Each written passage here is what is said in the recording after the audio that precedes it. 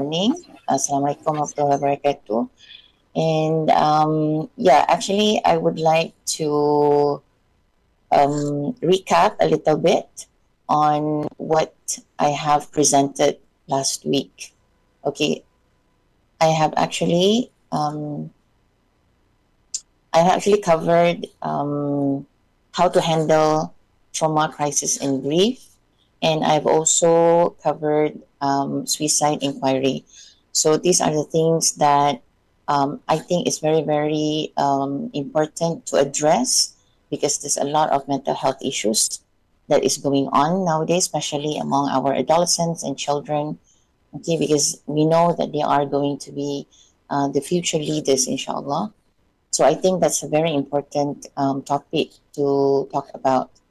So I have actually covered the SAFE approach, okay, which means the abbreviation means seek to understand what is going on in their lives or the people that are struggling, okay, and then A for ask, yeah, ask specific questions, ask with empathy. That's why we have that suicide inquiry. It is to actually ask specific, relevant, good questions so that we can have an information on what exactly that they are going through. And when I said ask with empathy, it means we need to be able to empathize when we ask questions. Okay, and there are specific guidelines on actually how to ask those questions, which I have covered last class or last session. And then V is to validate. Okay, validate and provide hope. So it's basically very important to validate whatever that they are going through. And Dr. Pamilia have covered that very thoroughly in her lecture on how are we able to actually validate people's emotions and feelings and also provide hope. And then E is encourage people to seek professional help. So that is just a summary of what I have covered, yeah, in previous session. And this section or this session actually is actually a continuation from that. Okay, since we know that we have the ability to be the helper or to be the person that help other people. So now how do we help ourselves? Because we as a helper is also susceptible to becoming to be having some issues or nauzubillah, right, to have a mental illness. So in order to prevent that from happening, we should be able to know how to practice self-care. So that is how I would like to start my session for today. But before I move on or move forward, I want to highlight this particular quote that you see on the screen. So we don't get over, right, or move on from our trauma. We are forced to make space for it. We carry it. We learn to live with it, and sometimes, okay, we thrive in spite of it. So I think that's a beautiful message, okay, to again to understand and also to feel that we are actually very vulnerable individuals and we need guidance from Allah subhanahu wa ta'ala and also other people to help us go through whatever struggles that we are going through. Okay. I would also like to show you a specific video, okay, which highlights how important it is to have, this space to actually to talk to people, even though it is a small talk. So let me just share the video.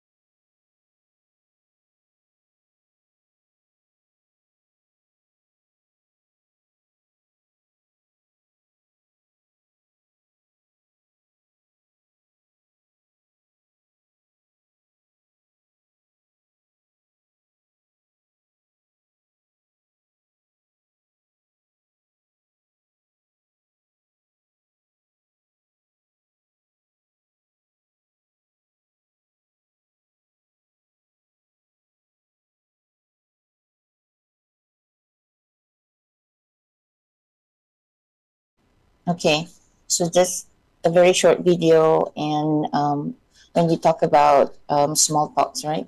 So it's basically, again, you would not know the significant effect of actually talking to someone, a stranger who is actually struggling at that moment. And this actually happened to one of my students. So one of my students actually called me and say, I have had this experience of actually saving somebody's life, because she had that instinct to go and help, this person was about to, trigger warning, to jump from the railways. Okay, so it's very, very important to, again, believe that we have that ability or capacity to actually help other people.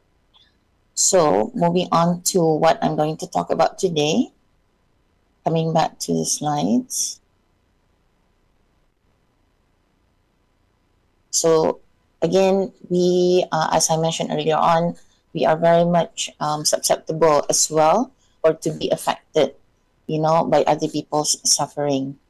Okay, because we are human beings that can feel other people's emotion, right? So that's why it's very important to know if you are actually going through something that is called compassion fatigue, and how to overcome it by practicing self-care.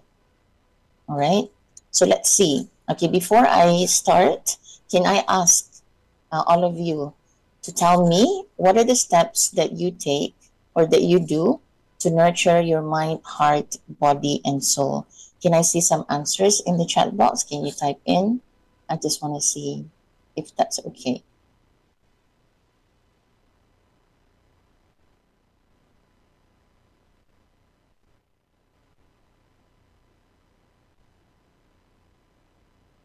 So what do you do to nurture your mind, heart, body, and also soul? Kajud. That's good. Anyone else?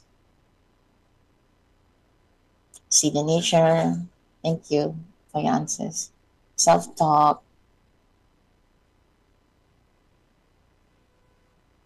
exercise, spiritual, salah. Okay, read, exercise, pray, climb, journaling. It's good. Read books, chat with my mom, conversation with close friends, colleagues, taking care of my trees. That's good. Relax. Askar, sometimes salat. Okay, salah. All right. Praying to Allah. Take a moment to analyze situation, every situation. That's good. Yeah. Okay. Thank you so much, for your responses and your answers. So that's basically what we are going to cover today. Okay, I know every single person will have your own way in terms of practicing self-care. Okay, just to give you a little bit of information on what we'd like to share today.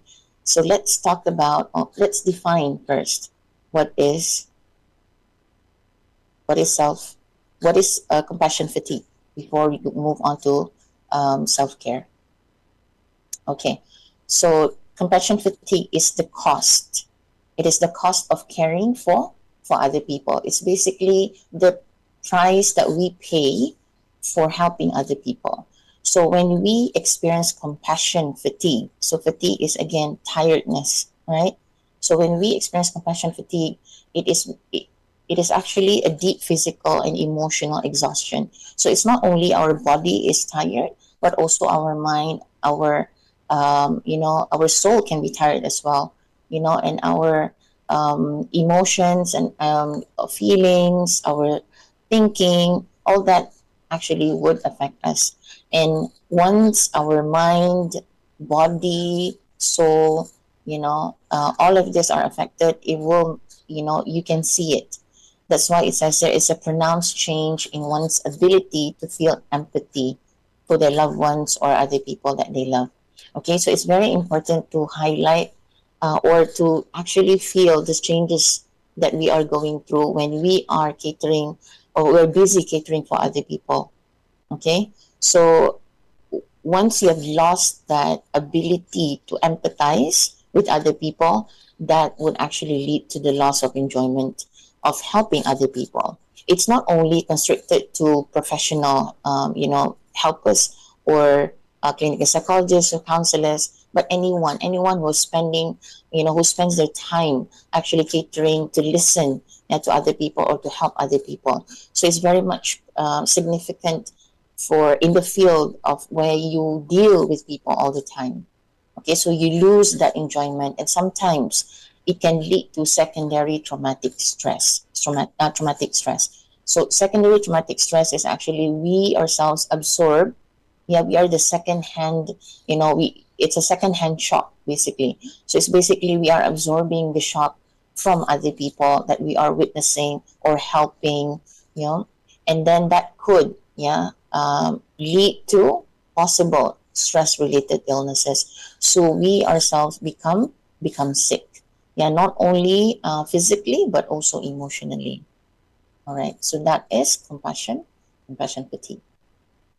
So what are the causes of compassion fatigue? So number one, if we're constantly dealing with other people who have gone through trauma or victims of abuse, we actually absorb those emotions, those feelings, because again, we are social beings, and therefore we actually can feel and relate to those feelings.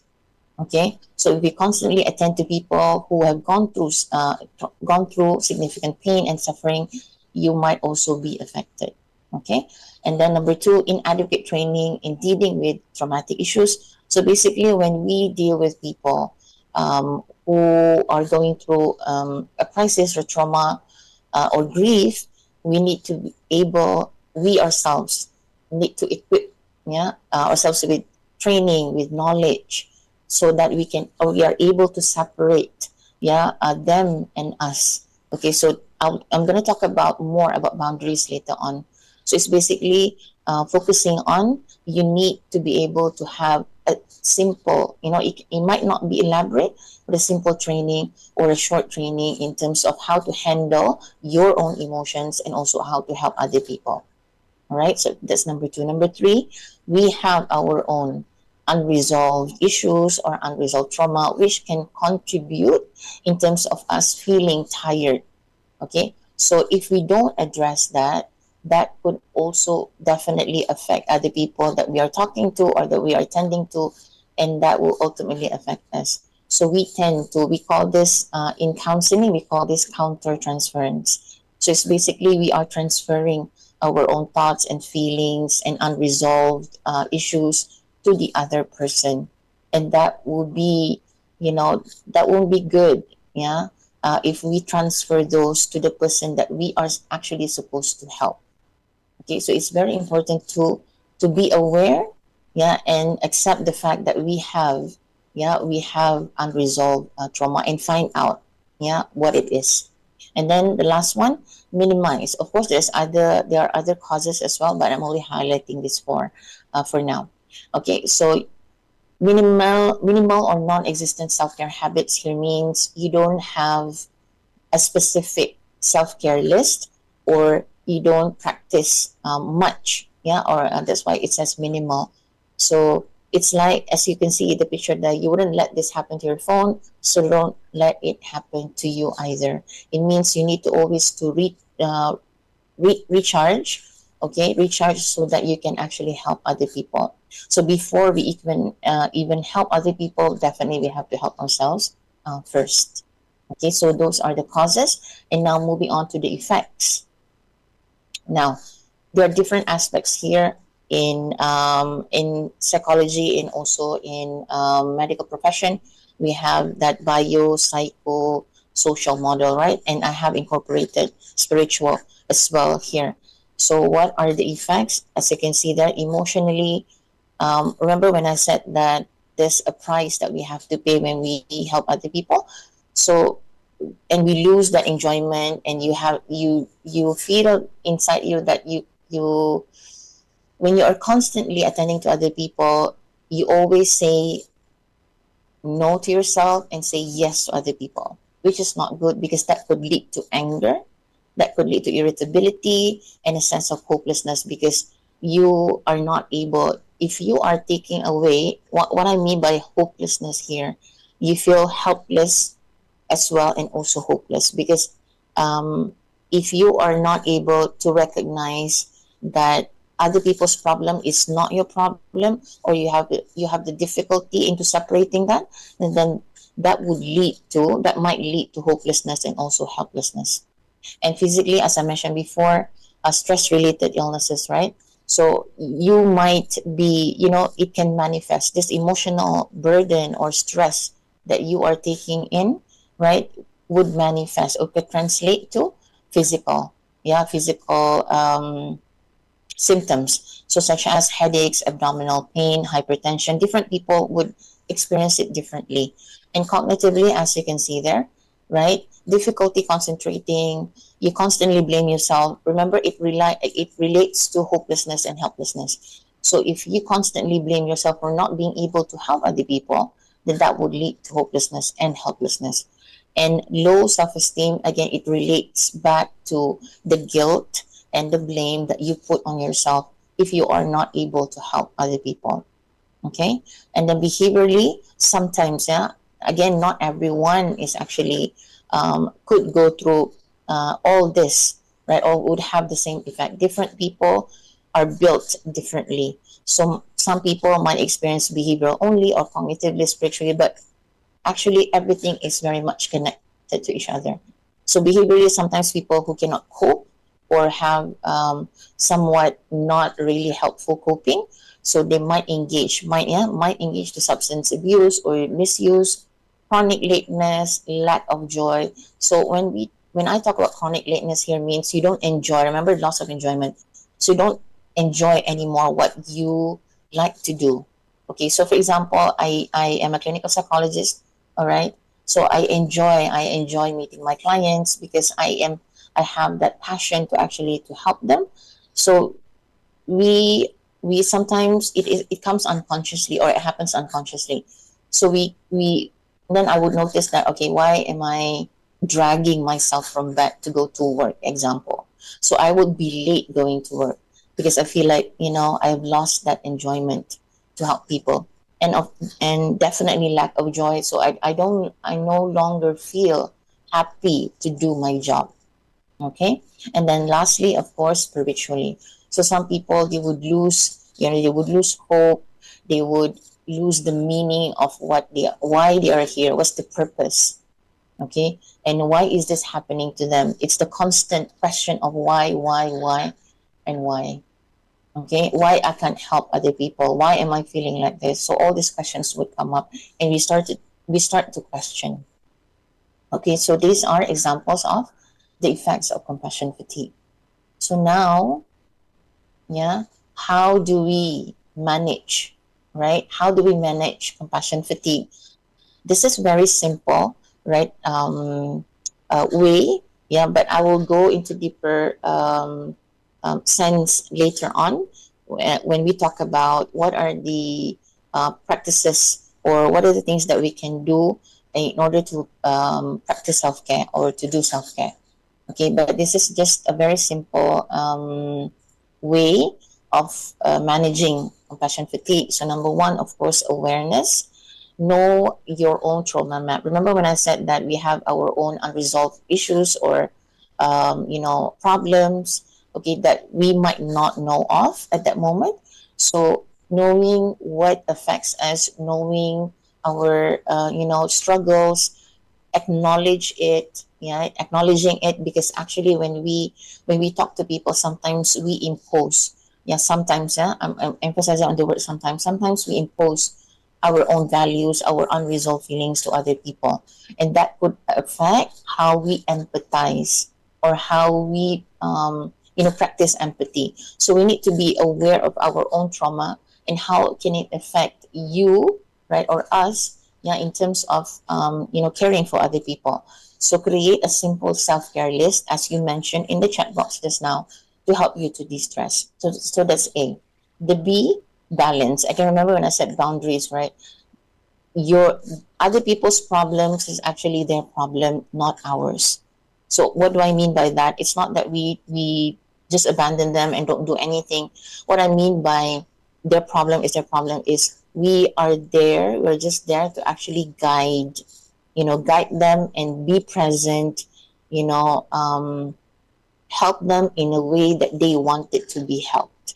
Okay, so maintaining the clear boundaries here means, again, you are allowed to say no. If you cannot do it, you are allowed to say no and actually find another person that can help. Okay, so avoid overdoing, yeah, overdoing it or constantly attending to others. Recognize your own negative coping skills or coping skills that are very much unhelpful. Okay, and try to find other alternatives. And lastly, C, connection. So avoid isolation. So avoid being alone, because if you listen to people and the things that you're listening to are very heavy, right, you need to have some debriefing. Debriefing here means after you talk to someone, you need to process it. Process it with someone that you trust. Remember that you trust. Okay? Process it with someone that you trust so that you're able, this person is able to actually, again, empathize to what you're going through, inshallah, right? Okay. And a friend, a very close friend that you can talk to, I mean, it's much, much better if you can actually talk to a professional as well. If you think your mental health is no longer in, it's no longer good, or you're feeling unwell emotionally and physically. So talk to and connect with other people, develop your own support system, and seek training. Remember when I said that you might experience compassion fatigue because, all right, because of lack of training. Okay, all right. Okay, moving on. Okay, so what is self-care? So self-care, it says here, is paying sufficient attention, all right, to one's own bodily and psychological well-being. So you're not only paying attention, but of course, yeah, as Muslims, spiritually is definitely inside there. So it also means knowing who you are and know your limits, as I mentioned about boundaries, right? And self-care can also take form of self-purification. All right. So it says there in the Quran, making time for yourself, yeah, on a routine basis to spend, yeah, to meditate or reflect, yeah, can bring you closer to Allah subhanahu wa ta'ala, because it says there ultimately our bodies have rights over us and our health is a trust and an amana from our creator. So we are responsible. It is our job to take care of ourselves. Okay, and self-care allows you to refuel or feel recharged, essentially, yeah, to refuel. I'm sure you've heard of this saying before you can, fill, right, other people's cup, you need to refill your own first. Or before you can pour, yeah, to other people's cup, you need to pour enough, right, water in your mug or in your cup. All right, so that is self-care. So this is what I want to focus more specifically in today's topic. This is actually by Jamal Parikh. All right, it's a book. It's called A Handbook of Spiritual Medicine. So he has outlined, or he has came up with this cycle. It's called a continual cycle of self-purification.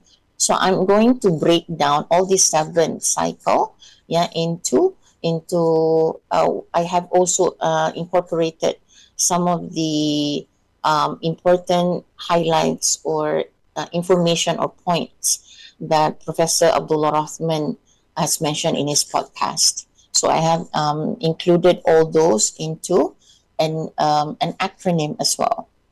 Okay, so let me just click. All right. So as you can see there at the bottom, so I have adapted it I have combined actually from this podcast, Spiritual Healing and Transformation in Islamic Tradition with Dr. Abdullah Rahman, all right, and also the Handbook of Spiritual Medicine by Jamal Parikh. Okay, so I have combined that, and then it says here, I have highlighted, okay, combating compassion fatigue and also how to practice self-care. So in each of these, letters, it means something. So P means pause. I'm going to elaborate that in a bit. E means engage. A means assess. C means care, and E means ease. All right. So I will divide all the 7 cycles just now into this. Okay, so let's see P. All right, step 1 it says there, accept your inner truth. So we pause. Yeah, pause for a moment. So this is what when we start to reflect, right, what is going on in our lives. So the ultimate objective is to seek the divine pleasure or from Allah Subhanahu wa Taala, and reflect, yeah, on your spiritual emotional state without judgment, because sometimes we're too busy with what's going on with now, we're too busy with work, we're too busy with family, sometimes we forget. Yeah, sometimes we forget. I also remind this is also a reminder to myself to take a moment, pause, and acknowledge that we need to reflect on what is happening with us. So acknowledge the presence of flaws or undesirable traits, and then I've given some practical example there. Different people would have different ways, yeah, in doing self-reflection. So it's up to you. This is just an example. Okay, spend 5 to 10 minutes after prayer to just to have a very short time to reflect. Okay, and that inner truth that I'm talking about here is actually knowing and acknowledging and accepting the fact that we can make mistakes, and we constantly make mistakes, and human beings are made to err or to make errors, right? So we acknowledge that. That is step number one. Pause. Pause for a moment and reflect. Step two is okay. I have combined, yeah, in the cycle just now. I've combined two steps. Yeah, step 2 and step 3, which is making commitment, and step 3 is find a mentor. So once we have acknowledged, okay, once we have I've done self reflection, or know, okay, these are my limitations. How do I go about it, or what can I do about it? So the first thing is your niyat, right? Your niyat to actually, or niya to actually change. Okay, but before we even go to change, we need to make a commitment. Commit to what? So make a firm intention to engage and stay committed to the path of spiritual purification. So again, once we are aware, and once we know our limitations, our drawbacks, it's how to say, it's coming back to, again, to fitrah, which means again, we are driven to do goodness, right? So one of the ways is actually to make a commitment to actually change. So that could actually deepen your connection with Allah, right? So sincere intention to wanting to commit to, so that you are able to change. So again, practical example there. It's up to you on how you want to do it, but you can commit to certain things. So how to say, there is also a very short abbreviation. It's called SMART goals.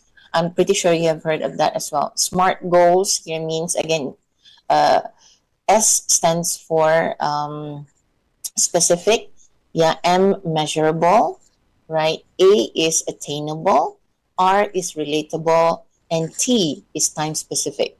So if you can do that, if you are able to actually have that particular goal, that SMART goals, that can definitely help, yeah, in dividing your time or time management.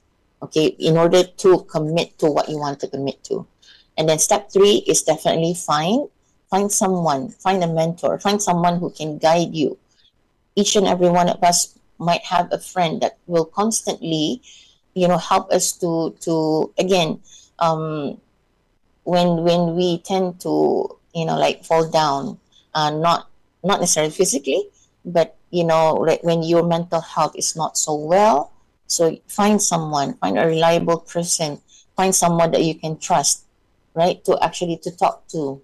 Okay, so attend, it says that, attend halakas, or find someone that can actually give you some practical advices, for example, okay, to help you to go through what you're currently struggling with. Okay, that is step 3. And step 4, make time. Okay, make time here means, remember when we say about commitment just now, in order, before we even start to commit to do something, we have to make time. Make time to what? To reassess your schedule, to prioritize spiritual growth. Again, as I've mentioned this before, we tend to be very, very busy right? We have a very busy life, but we have to make time, prioritize our, what is our priority, or what are our priorities. Okay, so we, being able to make time to block time for prayer and dhikr daily, that would help as well. Or do something that you can engage in, and like I said, um, it has, you need to sacrifice. All right, you need to sacrifice certain things in order to be able to make room. Yeah, to make room for what you want to commit to. Okay. And then step 5 is self-reflection. So it relates back again to, accepting. Remember, accepting the inner truth. So when we do self-reflection, we identify the symptoms and the roots of our spiritual ailments, and then we evaluate our actions. Does it align with our purpose?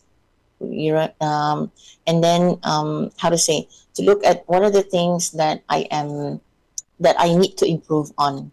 Okay, but remember, right? Also, in self-reflecting, sometimes we have, in psychology we call it NATS, NATS, with a small s, NATS, negative automatic thoughts. So sometimes when we reflect, this unwanted, uninvited negative automatic thought, that's why it's called negative automatic thought. Sometimes it just comes. Okay, so being able to point out, or being able to acknowledge, okay, I am having a negative automatic thoughts. Okay, acknowledging that, and pointing that out, it is actually very helpful when you do self-reflection, because sometimes we tend to blame, ourselves, we tend to be guilty, we tend to punish ourselves so much, we tend to be highly critical on ourselves, that we forget actually that we are built in a way that we are susceptible to making mistakes. Okay, so because saying bad things to yourself is never good. Okay, punishing yourself is never good to your mental health. Okay, and constantly saying that you're no good, for example, it's never going to be beneficial. Okay, so that's why we when we self-reflect, it's very important to be mindful on what we tell ourselves, or what we say to ourselves. All right. Okay, moving on. Number 6, apply spiritual medicine. So apply appropriate measures to address and heal, the spiritual diseases of the heart. So what do I mean by spiritual disease of the heart? Anything that, a character, or something that we feel very heavy in ourselves. Like, I'll give you an example. So that the book, right? The Handbook of Spiritual Medicine, it highlights all these, characteristics or ailments of the heart. For example, takabur, what else? Ghadab, or anger, extravagance, all that are actually spiritual diseases, which we can pretty much relate, to ourselves and our daily life. Okay, so we care, because that is connected, right, to our soul. So care for your soul through worship and good deeds. Okay, and it's again the examples that I've given here, it's just a simple, example. You can always, it's up to you on how you want to do it. Okay, so example will be memorizing a short surah weekly, or give a daily charity, and it's the smallest things that you can do to do goodness or kindness, or be kind to other people. Okay, so that would, actually help a lot in, again, not to fully eradicate, but slowly getting closer, yeah, to being a better version of yourself. Okay, now the last one, or the last step, yeah, in the cycle, is continually strive. So that's why it is a cycle. So when we engage in self-purification, it talks about sustaining the spiritual health as well. So it's an ongoing process. We are constantly, evolving, we are constantly growing. So I think this is a very important thing to focus on, right? We do not stop, right? We don't stop in terms of how to say transforming or changing. So strive for excellence and rely on Allah's plan. Okay, we do our job. We do our job in terms of what? We do our job in terms of again becoming a better version of ourselves, becoming closer to Allah, and inshallah the rest. Yeah, we believe that Allah has planned for us. Okay, and practical example there I mentioned: set achievable, yeah, spiritual goals and trust Allah. So again, I want to emphasize here, different people would have different ways, yeah, in getting closer to Allah. It is up to you on how you want to do it. But the most important thing is we engage ourselves in this constant cycle of self purification. All right. So as okay, I actually finished quite early today.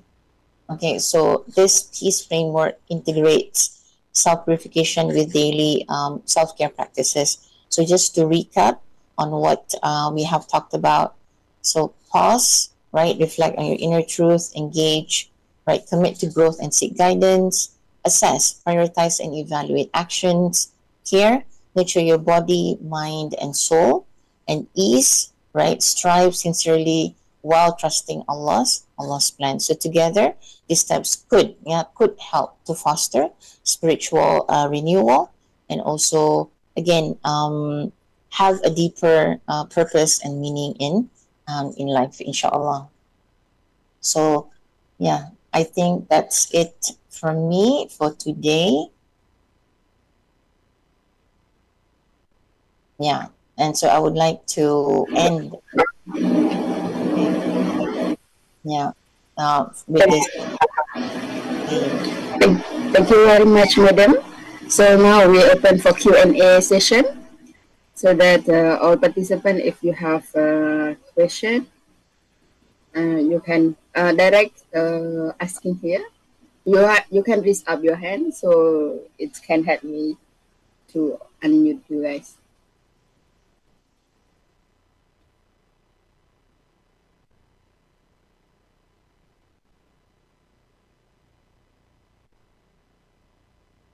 Let me check, Doctor. I want. I'm checking in the what do you call chopping box.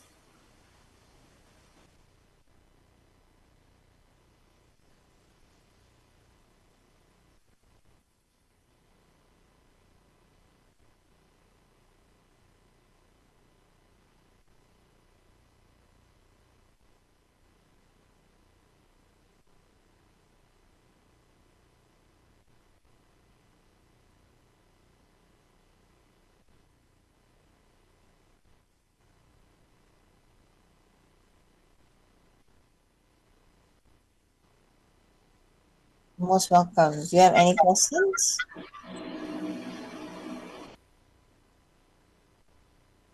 Sorry, training for self-care.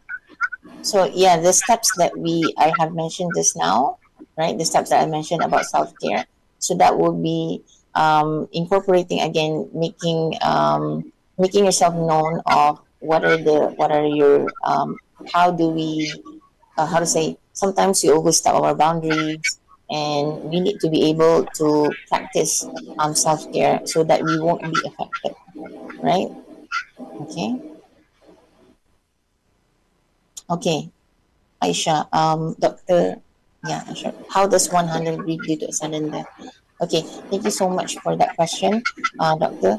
So, okay, again, grief is natural response, right? It's a natural response to, I would say, quote unquote, right, abnormal situation, because it's a very delicate issue. So we tend to be affected, yeah, in different aspects, physically, emotionally, spiritually, and all that, right? And I think the first step that we need to do, again, is to actually acknowledge that loss. I know this sounds very, very cliche, right? Acknowledge that loss, feel those emotions, right? Feel those emotions, let it sit with you. But then again, if there is, because different people would have a different perception of death, and different people would have a different, how to say, um, different reaction, right? So if we lose someone, so being able to sit with that feeling of loss, I think that's very important. Acknowledge that we are affected, okay? And then talk to someone. Again, I know this sounds very, very normal. Yeah, to hear people say that, you need to not isolate yourself.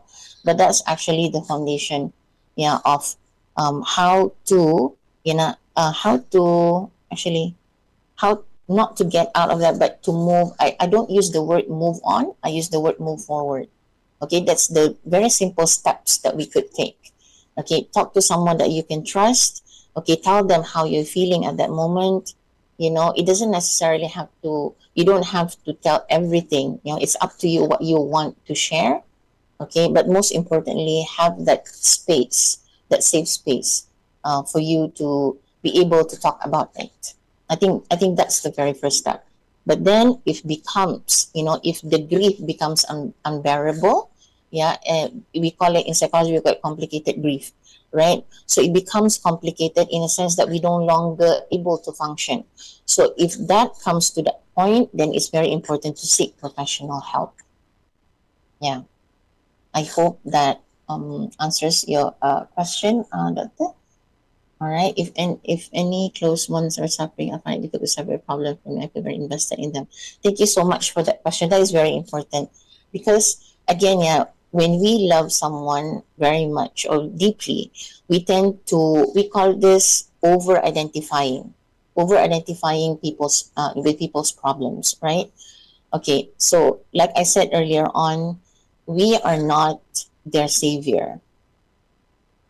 Okay, we are not their savior. So that's very important to let that word sink in because the only savior is Allah subhanahu wa ta'ala, right? So we are not people's savior. So we're not able to cater to actually take that problem. If like if you can figuratively or like mentalize, okay, it's a ball, the problem is, you can take that ball from other person or that grief from other person. Actually, you're not able to do that because that is their thoughts, those are their feelings, and whatever that they're going through, it's theirs, it's not ours. Our job is to actually be present.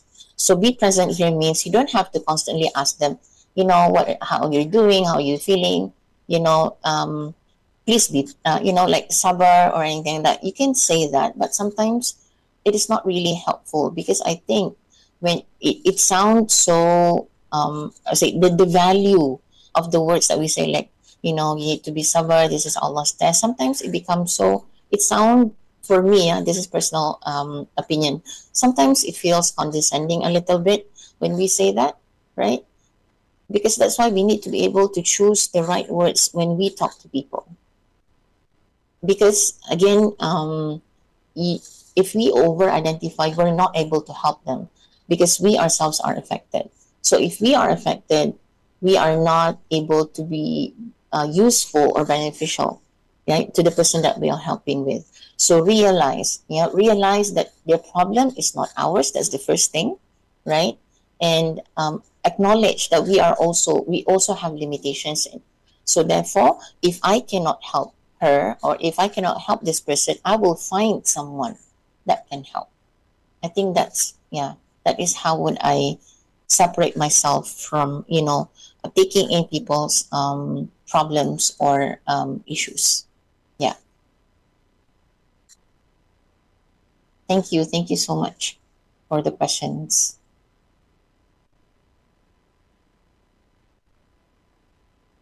If you have any further questions about trauma, grief, or crisis, you can email me, and also you can private message me in the chat. Inshallah.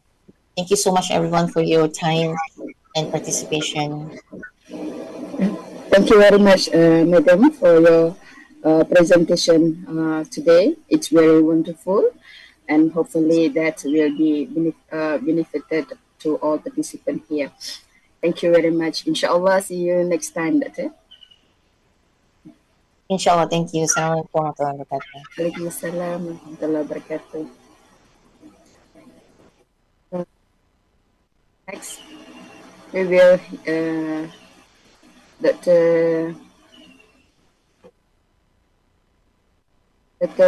Norbaiduri. Doctor? Oh, okay. Let me.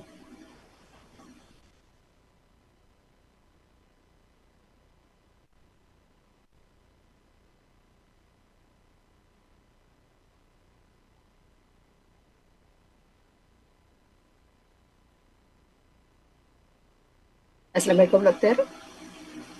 You can unmute, Doctor. Sorry, just now I forgot to make you ask the first. Sorry. Good morning, Doctor. Good morning. Assalamualaikum warahmatullahi wabarakatuh. Waalaikumsalam warahmatullahi wabarakatuh. Very good Saturday morning, yeah? Yeah. Doctor, first of all, can you try to share your screen? Hold on, yeah.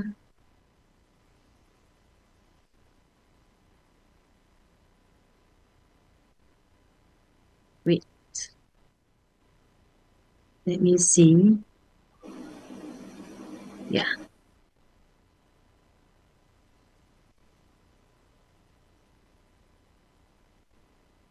Not appear yet, Doctor. Yeah. Okay.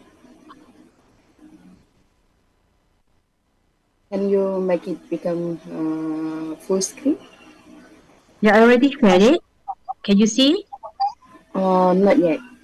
Not It's yet? not full screen. It's not full screen yet. Oh, is it? What's going on? You are screen sharing? Can you see it now? I can see your slide, but it's not in the full screen. Okay. Hold on, yeah.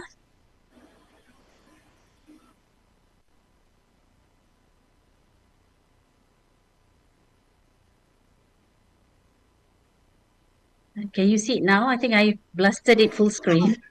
Okay, I already appear full screen.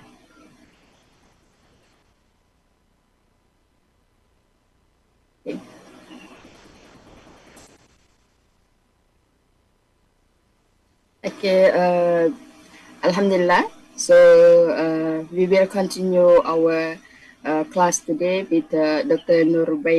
Norbaiduri from Communication Department, and today she will share with us the topic regarding persuasive communication. Doctor, you have 45 minutes for present it, and you have Q&A. May you leave 5 minutes for Q&A session, Doctor. Without further ado, فليتفضل مأجورة, Doctor. Okay. Before I begin, I would like to see whether I can see myself because I can only see the screen. Yeah, we saw you. How to do it? Huh? We can see you from here. They can see me, eh? Yeah. Hold on. Okay, so I just would like to check whether you can see my background, the official IIIT background. Okay, thank you very much. So, Bismillahirrahmanirrahim. Assalamualaikum warahmatullahi ta'ala wabarakatuh. Very good morning to all. This is my second presentation for the IIIT training for integration of human sciences. So the task that I'm given today is to deliver a presentation on persuasive communication. So basically, this is the table of content that I'm going to cover today, which includes the definition up until the conclusion. And these are the learning outcomes, hopefully, that I can achieve in today's presentation. By the end of this presentation, the attendees or the audience will be able to understand the principles of persuasive communication from Islamic perspectives. Second, to identify the different techniques and approaches to persuasive communication.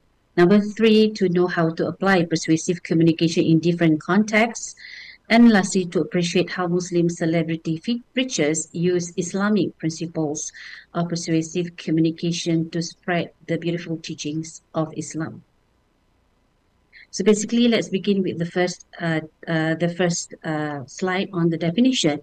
Persuasive communication involves influencing others' attitudes, beliefs, and behaviors through messages that are clear, ethical, and empathetic. Persuasive communication is relevant to different contexts, to different occupations, not necessarily professional, but also includes the non-professional dimension.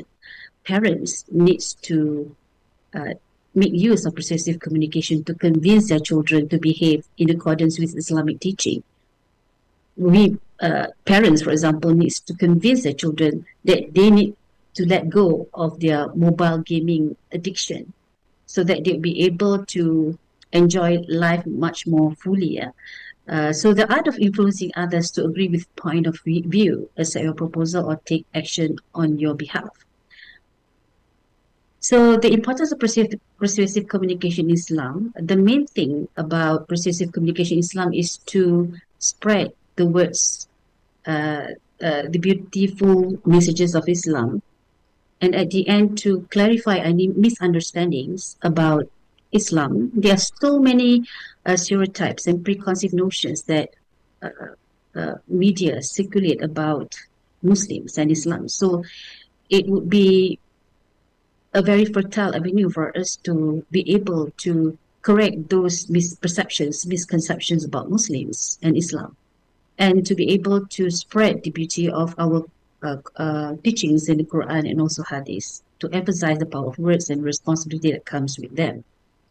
So basically, all of us are teachers in our own capacity. For myself, I'm an academician, and I see this as a very noble responsibility, whereby even though I'm a teacher, maybe at times as a Murabi, I play a role as a da'i, callers to Islam, to spread message of wisdom about Islam and to impart values, good values to my students. At-Tamirzi reported that Allah, the angels, and even the ant in its nest and the whale in the sea will pray for the one who teaches people the ways of good. So we should take this responsibility with amanah and try to play our role as a vicegerent or khalifa in this world to spread the good values of our religion. So I'm going to begin with the principles of persuasive communication from Islamic perspective. There are a few here that I list, but they are not exhaustive list. The first one is ethical communication. Second, knowing your audience. Number third is simplicity and clarity. Number four, empathy and understanding. Number five, patience and perseverance. Six, honesty and truthfulness. And finally, respect and courtesy. So let's take a look at the first one, ethical communication. Ethical communication here emphasizes the importance of wisdom and good manners in communication. So I would like to share with you a Quranic verse from Surah An-Nahl, ayah number 1 to 5. The translation is invite to the way of your Lord with wisdom and good instruction, and argue with them in a way that is best. So basically, in the Hadith, the Prophet, peace upon him, said, whoever believes in Allah and the last day should speak good or remain silent. It is important for us to take care of how we use the words that we utter towards others, especially in conversation. Maybe we engage in a heated debate about something which the two of us, you and your friend, may not agree upon. So if you continue your discussion, conversation with rage, there are possibilities that you would end up regret what you say. After all, when we talk about communication, it is irreversible. Once you have said something, you cannot take it back. Of course, you can say, pardon me, I'm sorry, I have hurt your feeling, but the damage is already done. Okay, so it is important for us to use wisdom or hikmah, which implies understanding the context and the audience. So what we talk about is wisdom. We should, for example, let's say if we want to correct people's mistake, we have to take into account who are we, who are we addressing, the age of the person. There was this a story about how Rasulullah communicated with a young boy So this this is a hadith narrated by Bukhari, and he reported that this young boy by the name of Umar ibn Abi Salama, the boy said, when I was young, I was under the care of the Messenger of Allah. So once my hands wandered all over the plate. This is during mealtime. And the messenger said to him, "Oh, young boy, say Bismillah. Use your right hand and only get food which is in front of you." So basically, this is what is not verbatim transcription. Yeah. But somehow, this message, once he said that from that on, that's the way he ate. Okay. So how powerful that message by the Prophet, even though it was simple, it was short, but it was enough to mobilize a behavior, not just cognitive, not just affective, but towards behavior and into practice. So the hikmah is very important. Number 2 is know your audience. So I cannot stress enough the importance of knowing your audience. Okay. And of course, when we talk about audience, they could be of many different profiles. They could be different in terms of age group, intergenerational context, for example. When we talk about differences, it could be gender differences. Nowadays, it becomes more complicated because we have third gender, so-called third gender, the queer community. So, so having that in mind, that there are multiplicities of audiences that we are facing, we need to be able to tailor our content so that we won't offend segments of our audience, so that we will be able to touch their hearts and be able to put across our message to resonate with their experiences and perspectives. Okay, especially in today's context, in our role as business person, as educator, as community leaders, we are confronted with challenges to curate messages, communication messages to different groups of people with different needs and wants. But at the end, we want to achieve the desired goals. Okay, in any communication, we would have a desired goal. Okay, so the sense of purpose is very important in context of communication. Let's say if I'm an advertiser, I want the advertisement to bring about, to evoke certain emotion of wanting to get this product or this particular service that you offered. Not so much because, you may use different methods. For example, hard sell and soft sell. Hard sell means that, for example, you may highlight that we're going to have markdown sales. All right, all prices will be marked down 70%. So that is hard sale. But soft sell is an approach which appeals to your heart. For example, if you're wearing certain brand, it's not just ordinary brand. Like let's say you're wearing Nike, for example, a shoe, certain brand. Okay, it's not just about a shoes where where you cover yourself, where you cover your food. It's so much more than that. In the advertisement, it may say about how it brings about comfort spiritually and psychologically. It's beyond physical needs. So that is an example of how soft sell works. It's magic. So that maybe is persuasive enough to lure your prospect, customers to go to the store and buy the shoes. Okay, so but basically it's important for us to know our audience so that we'll be able to custom tailor. But nowadays in marketing, in advertising and so on, we have segmentation of audiences. It's not mass messages that we're talking about. It's not one size fits all messages. Okay, so knowing that is also very important when we want to spread the message of Islam for Da'i, for example. So these principles rooted in Islamic teachings provide a timeless framework for engaging, persuading audiences in any context. But what I want to emphasize here is that this Islamic teaching transcends across generations and would always be relevant. How meta, how modern, how cosmopolitan, how advanced we become, we would still be seeing that the principles would be able to guide us across different generations and time. Okay, so in terms of Quranic verse that resonates with that is the Surah At-Taha, Surah Toha, verse 28, where the importance of making speech understandable is highlighted. In modern context, this means adapting your language and focus to suit the audience needs. So basically, again, this is the continuation of the clarity of message that we want to put across. And at the same time, to also build empathy and connection. So be able to understand what are the challenges faced by your audience. Okay, how are you going to create a message that is easily understood and deciphered by them? And another one is enhancing clarity and impact. Surah Al-Baqarah, verse 242, emphasizes making revelations clear for understanding.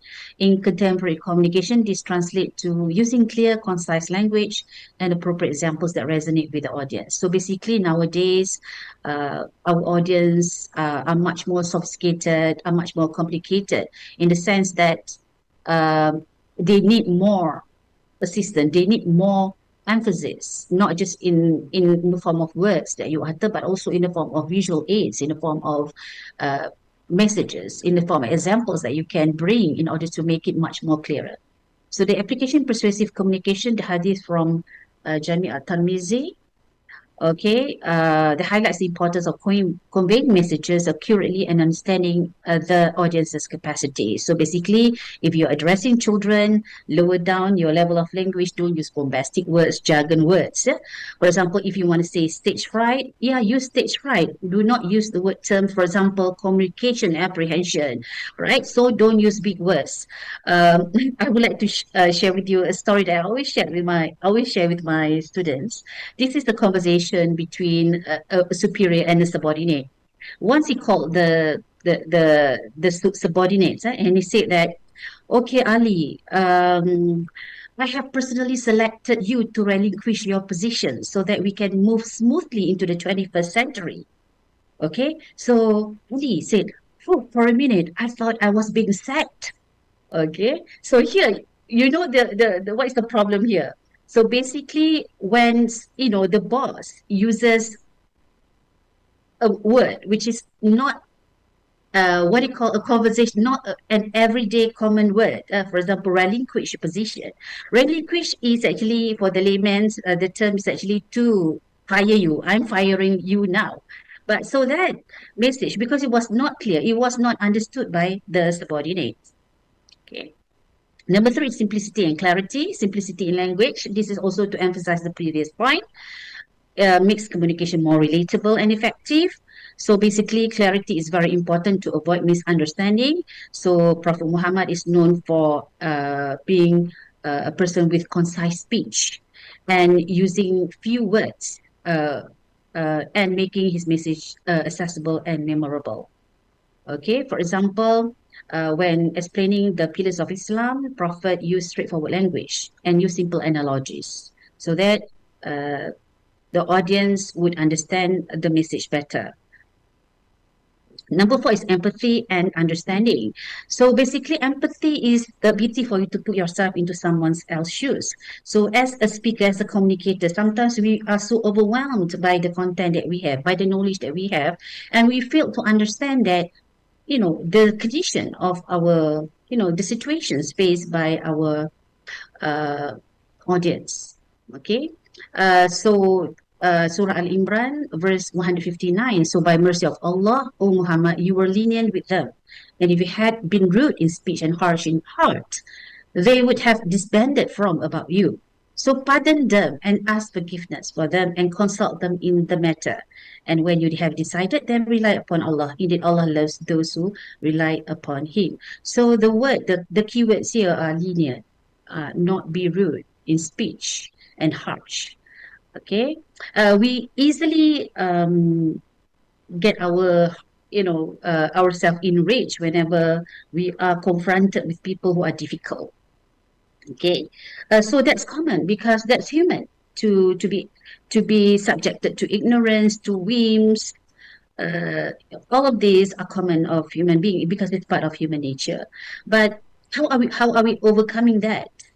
Be able to put that aside, be able to put our feelings and emotions aside and to think about the other party, those who are receiving the message that we put across. So there is empathy in communication, which would be able to foster understanding and cooperation. The Prophet Muhammad said, none of you truly believes until he loves for his brother what he loves for himself. Okay, so this hadith encourages empathy and consideration for others' needs and feelings. There's also this very beautiful incident where to showcase this point, where a Bedouin, urinating in a mosque was a prime example. Instead of reacting with anger, Prophet understood the man's ignorance because he may not understand, he may not know that this is the holy place where it should be pure, clean, right? And use this as an opportunity to teach that person, instructing his companions to clean the area and gently explaining the sanctity of the mosque to the Bedouin.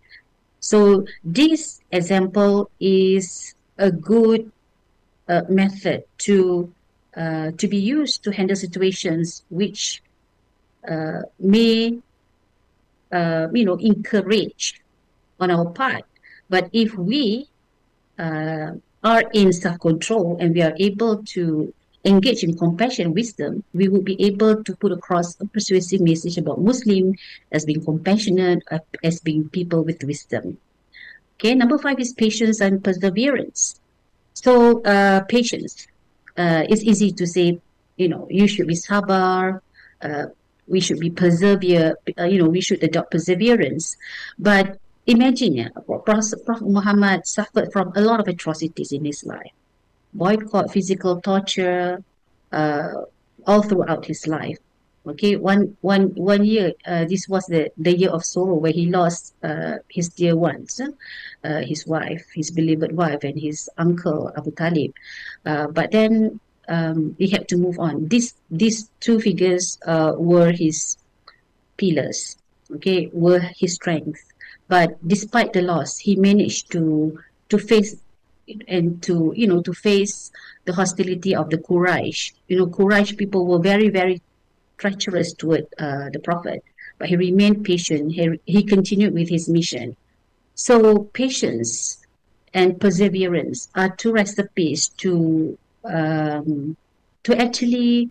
It's not so much about words that you utter, but so much about the action, right? Emphasize your true patience, but with Allah's guidance, with Allah's help. As long as you devote yourself to Allah, you'll be able to see challenges, uh, turbulences as tests in this world. After all, in this world, we are being tested to see whether we are worthy of the Jannah later in the hereafter.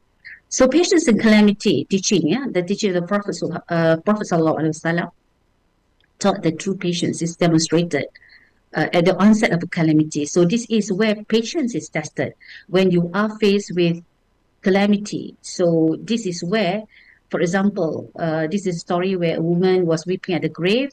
He did not recognize who the Prophet. Prophet said, he responded harshly to Prophet. But then later when he realized who Prophet was, she apologized. And that shows how Prophet did not react negatively upon receiving the harsh response from the lady. But the patience actually bring about positive image about the Prophet and a true representation of his exemplary behavior. Okay. Let me go on to For example, perseverance in battle. Imagine in battle, how are we going to, we are deprived of food, we are deprived of many basic needs, but somehow uh, Muslims and companions and Prophet at that time, they were they persevered, they withstand the pains and the sufferings that they have had uh, with perseverance. In the Battle of Uhud, for example, Muslim initially had the upper hand, but due to a tragic error, they faced a setback. So, of course, at that time during the battle, Muslims were often outnumbered. But somehow, their perseverance at the end, the steadfastness actually was very was the strength of their fights in the subsequent battles that they encountered. Honesty and truthfulness. So Prophet Muhammad was known as Al-Amin and as-Sadiq, trustworthy and the truthful among the Quraysh. So that was their already established reputation among the Quraysh. So he was known not only for being honest, for his wisdoms, for his action, but also people trust him. So and listen to his message. So that's why once he gathered the Quraysh on the Mount Safa to deliver his message, he first asked them if they would believe him if he warned of an impending attack, and they affirmed his truthfulness, which he then used to introduce his prophetic mission. So in the Quran, there's a Surah Al-Ahzab, verse 70, urging believers to speak words that are just and truthful, reflecting the Prophet's own practice. So we may argue that, for example, prophets live in different time, but somehow this surah, enables us, opens our eyes that believers, as believers, we should speak words that are just and truthful, and we should be carrying these exemplary behaviors in our lives as a Muslim, okay, as a Muslim, and in our interaction with others. Number 7 is respect and courtesy. When we talk about interaction with others, Prophet treated everyone with respect, whether they are believers or non-believers. Okay, when he hosted delegations from different tribes, he would embrace them with wisdom and courtesy. And because of those positive behaviors and actions, and they treated them with honors and courtesy, that often led them to accepting Islam. Okay, and then we are going to the next one, which is techniques and approaches. Techniques and approaches. So there are many techniques and approaches to persuasive communication. Okay, I'm going to cover some of them here because of time limitation. Ethos, pathos, logos. These are the models of persuasive communication. And then there are also other aspects or techniques that we can use to enhance our communication in our capacity as a marketer, as a physician, as a teacher, as an educator, as a da'i. We can use storytelling. Okay, so that's why storytelling, even though I know that storytelling is, I love storytelling. Yeah, I love to listen to stories. I love listening to stories shared by different people, regardless of their religion, regardless of their culture. Because I look forward to listen to the stories, because stories exemplifies and represents some cultures, customs, the do's and the don'ts. So it's very rich. And another one is metaphors and analogies. Using metaphors and analogies are important to expand and audience understanding of what the message that we put across. The use of data and statistics are also important. This is to convince people of the real world statistics and figures, facts and figures, especially if you want to convince them that we need to embark on this new AI technology in our work culture, so that we'll be able to increase productivity by such and such percent. Okay, there are many ample evidences, from other industries that when they implement this as a change plan, have able to reap the benefits. Visual aids, of course, when delivering what do you call that? For example, PSA, for example, capsule. Let's say capsule that gets into uh, social media or in the television. It would be helpful to for the message that we put across to be aided with visual aids, so that they can visualize the relevance of the message upon them. They can see the summary and the what do you call that, the relevance of the different infographics that are used uh, to increase the understanding of certain message. Call to action. This is actually at the end goal of a persuasive communication. It could be call to action to buy a certain product, or to enroll in our postgraduate program at the Department of Communication as a result of our campaign, or call to action to convert, yeah, to embrace Islam, or to get to know more about Islam. Okay, so there are, this is the end that we want, the desired goal. Okay, so let's move on to techniques and approach. The first one is ethos. Ethos refer to the credibility of the speaker. So basically, when you carry the role of, let's say, an educator, or as a da'i, audience people assess, yeah, your credibility, whether you have the body of knowledge in the area that you are preaching, whether you have the right credential, the experience for you to deliver a talk in this particular topic, whether you are the subject matter expert. So it involves establishing trust and authority with the audience. For example, a doctor giving health advice is more persuasive due to their expertise. If I were to give, I'm not a medical doctor, but if I give an advice about, how to treat cancer or how to treat certain ailments, so I may not be fiqh enough. I may not be credible enough.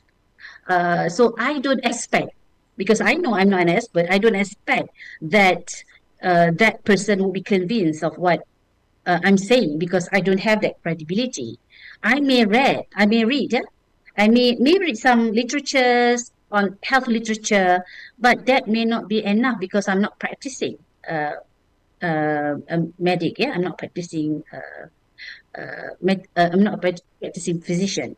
Number two is pathos. Pathos is the emotional appeal. So this is another technique, not just the credibility, but also the emotional appeal that you weave into your content.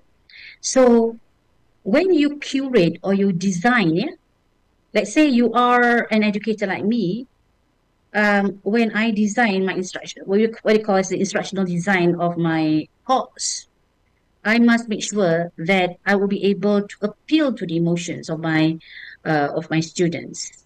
Let's say I'm making a lesson plan for every week. Yeah, I'm meeting them 2 times a week. But what will be the lesson plan? How do I make sure that they understand? How do I make sure that they see this thing as important? Okay, especially because I'm teaching research method. It's quite a dry subject. You know, how to reason to them that knowing this different type of analysis and the different methods to study social phenomena, you need to understand there are different approaches or methodologies that you can use. So to be able to appeal to them, so I have to use a lot of approaches. For example, I use debate in the class. I give them scenarios. I want them to apply what they learn, the theories, and the philosophies, and put them into real context situations. So I let them to be able to suggest proposal on how to, what type of methods they will be able to garner richer data, okay, or maybe um, to get what they call a more holistic approach, a holistic data, by using different methods, for example. So, for instance, using touching story to highlight the importance of a clock of a course.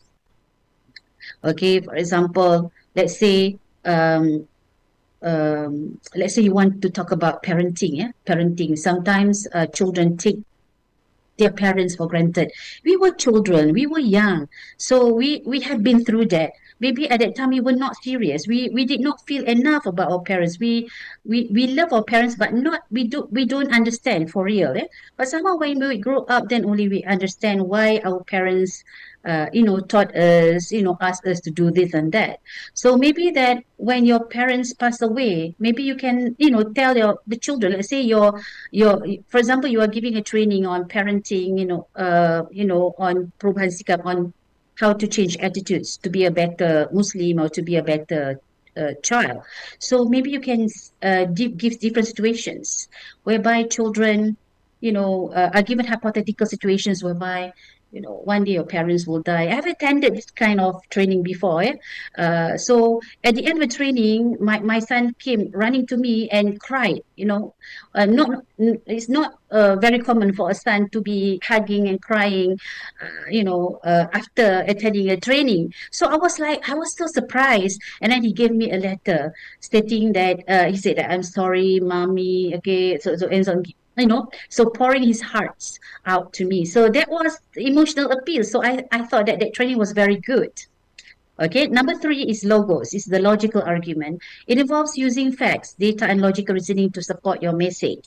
Okay, for example, presenting statistics to back up your claims. So let's say, so if we come up with this new product line, we will be able to increase our sales by 20% by next year. So giving facts and figures. So it is important in the techniques and approach of persuasive communication that you are able to balance logic and emotion, balancing logic and emotion. Okay, next is to use storytelling, using narratives and stories to illustrate points. So like I mentioned just now, stories are very important. Many trainers, motivational speakers use stories to illustrate or to make, to emphasize the points that they're making. As you remember, I read many years ago. I watched a video by a motivational speaker. She said that she has underwent different, marriages, many marriages and divorces. So she said that she has the credibility to talk about marital strength, marital relationship. So she showed different. She told different stories about how it is important for us to actually engage in real moment. Real moment. Real moment is simple. It's a simple concept. Okay, so in Islam, real moment is like khusyuk. How many times have you enjoyed khusyuk in prayer? How many times have you felt sweetness in your prayer? Okay, so I'm talking about myself. I'm muhasabing myself, introspecting myself. This week actually, someone called me. And we have not had any conversation for many years. So he called me, and suddenly, why is he calling me? He said that, he's suffering from a very serious sickness. He's suffering. He has problem with heart, kidney, diabetic, so on and so forth. So it's a full-fledged multiple disease. So he said that he did not want to get any more treatment because he said that he's radol. And the purpose of him calling me is to just to say that I'm sorry. I would like to say sorry to you because you have been very supportive of me. Okay, and I say that I just want to call you because I want to say I'm sorry. I want to say I thank you.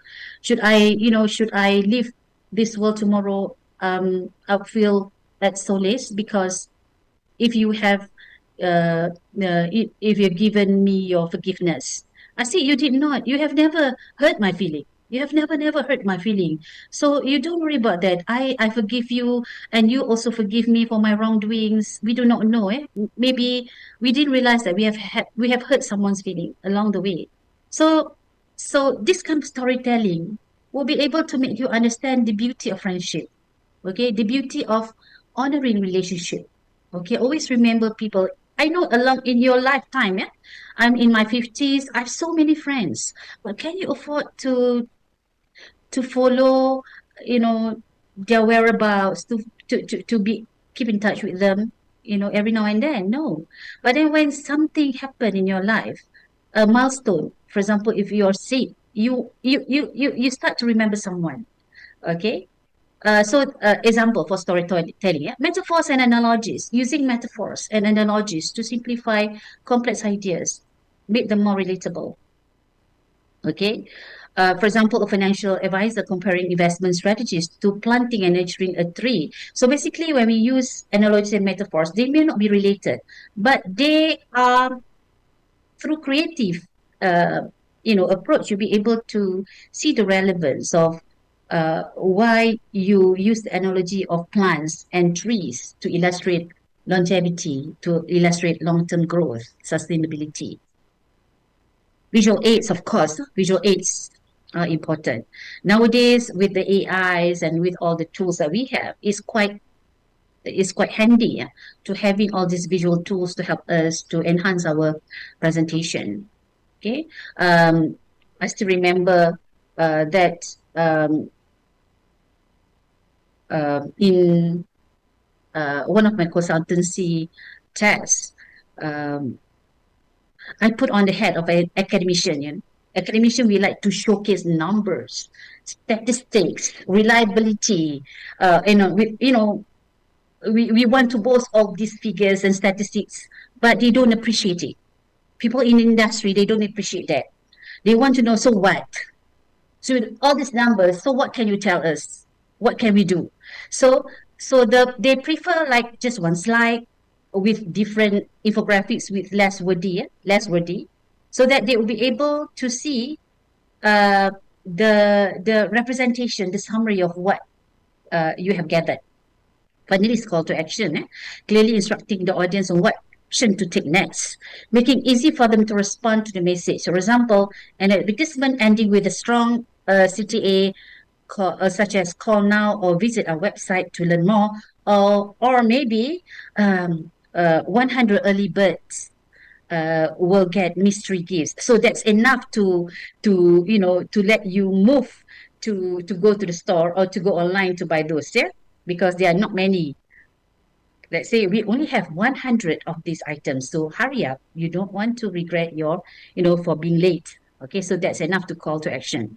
Okay, next, key context within which persuasive communication takes place. Okay, so I'm just giving a few key contexts. For example, as a salesperson, educator, healthcare professional, marketing professionals, and project manager. So I will give you some scenarios. For example, a salesperson selling a new software solution to a potential client. So I will use the three models, the ethos, pathos, and logos.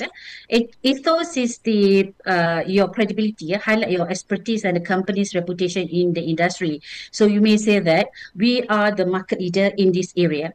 Right, we are the market leader in IT. So you have chosen the right company to do this project for you. Pathos, share a success story of a similar client who benefited from the software.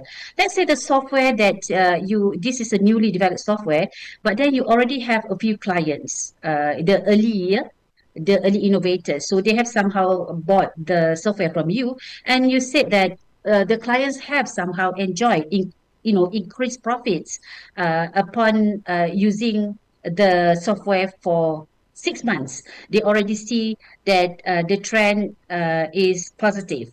Logos present data and statistics to support your claims. So it is important for us to give statistics, figures of the competitors, right? If you don't somehow, this is to convince them that if you don't use this software, you will be missing out, yeah, fear of missing out. So here that you'll be left behind, because when we talk about today's IT world, it is very, very fast. Okay, you cannot afford to be left behind, to be lagging behind. Number two situation is educator. encouraging students to participate in a new extracurricular activities. Okay, for example, you want to establish your credit as an ethos, yeah? You want to establish your credibility as an experienced teacher, educator. So you may tell your students that, I've been teaching for 30 years old, for 30 years, sorry. Okay, I've been teaching for 30 years. And I see there are so many extracurricular activities that we have organized, but this one is really special. Okay, so you want to establish, this one is really special. So you want to establish your credibility, having 30 years of experience teaching. Pathos appeal to students' emotion by discussing the fun and friendship they can gain. So when you join this new extracurricular activity, you'll be enjoying a lot of benefits, such as you'll be meeting new friends. You'll be meeting new friends from different countries, okay, and you get more skills. So that might be enough to excite the students to join this new extracurricular activity. And then finally to give them evidence, to give them vivid, evidence, facts and figures as how this participation, if they participate, would enable them to increase their skills, increase their soft skills, improve their soft skills, and maybe to indirectly improve their academic performance. Okay, the third situation is healthcare professional. Healthcare professional, so we have a scenario here, persuading a patient to adopt a healthier lifestyle. Okay, so I know that whenever we go and see our doctor, it will not be always beautiful, isn't it? They will always, especially when you're getting older and older, there will always be issues. So here, maybe when you see your doctor may be asking you, of course, when I talk about doctors, a physician, leverage your medical expertise and patient care experience. Maybe your doctor says, I have, that I have opened this clinic for so long in Ampang Putri, for example. So you know the credibility of this person, this particular doctor. And then the pathos, share a personal story or patient testimonial about the benefits of a healthy lifestyle. For example, let's say they prescribe, certain medications or supplements for you to use. And this can boost your energy, especially. Yeah? Let's say now you suffered from fatigue, lethargy and so on. So maybe in order to enhance that, you can take some supplements or to get rid of your sedentary lifestyle. Let you to get into movement. Do exercise, routine exercise, consistent exercise for at least 30 minutes a day. And you have to somehow, your doctor might share. So these are some of my patients, and they have reduced their weight by 30%. They're no longer obese, and then they now enjoy a more quality life, a more quality life. So that's good enough. So logos provide clear evidence-based recommendations statistics, so they can share with you statistics from Ministry of Health, from the World Health Organization on obesity, on cancer, on the rise, on many other illnesses, for example, diabetes, hypertension. So these are the common issues, medical issues among Malaysians. And I come across this particular Instagram yesterday, that the thinnest nation in Asia is Thailand, is Vietnam, and the fattest is Malaysia. So oh my God. All right, so marketing professional scenario, the scenario is creating a campaign to promote a new eco-friendly product. So nowadays we're talking about ESG, we're talking about, if we want to produce a product, we want to be responsible, we want it to be friendly to the environment. So the ethos is to highlight the company's commitment to sustainability. It's not just this is the first time that you do it, but your company is known for many, many years to commit yourself to sustainability. So the pathos use emotional appeals to connect with environmentally conscious consumers. So you may use some appeals. For example, it is important for us to, for example, to make sure that the content to use biodegradable, biodegradable materials to ensure that we are helping the earth to extend its life longer and not to contribute towards the hazardous environment around us. Logos present facts and figures about the product's environmental benefits. So you can see that if you so they will give facts and figures basically. So now you can see that there are different contexts up until marketing professionals. Maybe I like to move on to the next one. Case study. Case study.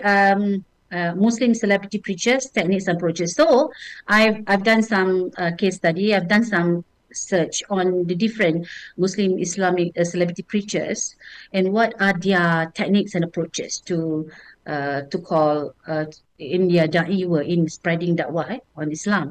So there are so many, but these are just a few. But I'm not going to cover them all because of the time limitation. So basically, you know Mufti Meng, yeah? If you look at him, you can see that he's very radiant, he all smiley, yeah? Looking very radiant and approachable. So approach that Mufti Meng used is no, and Mufti Meng, yeah, is known for his engaging and relatable style. He uses humor.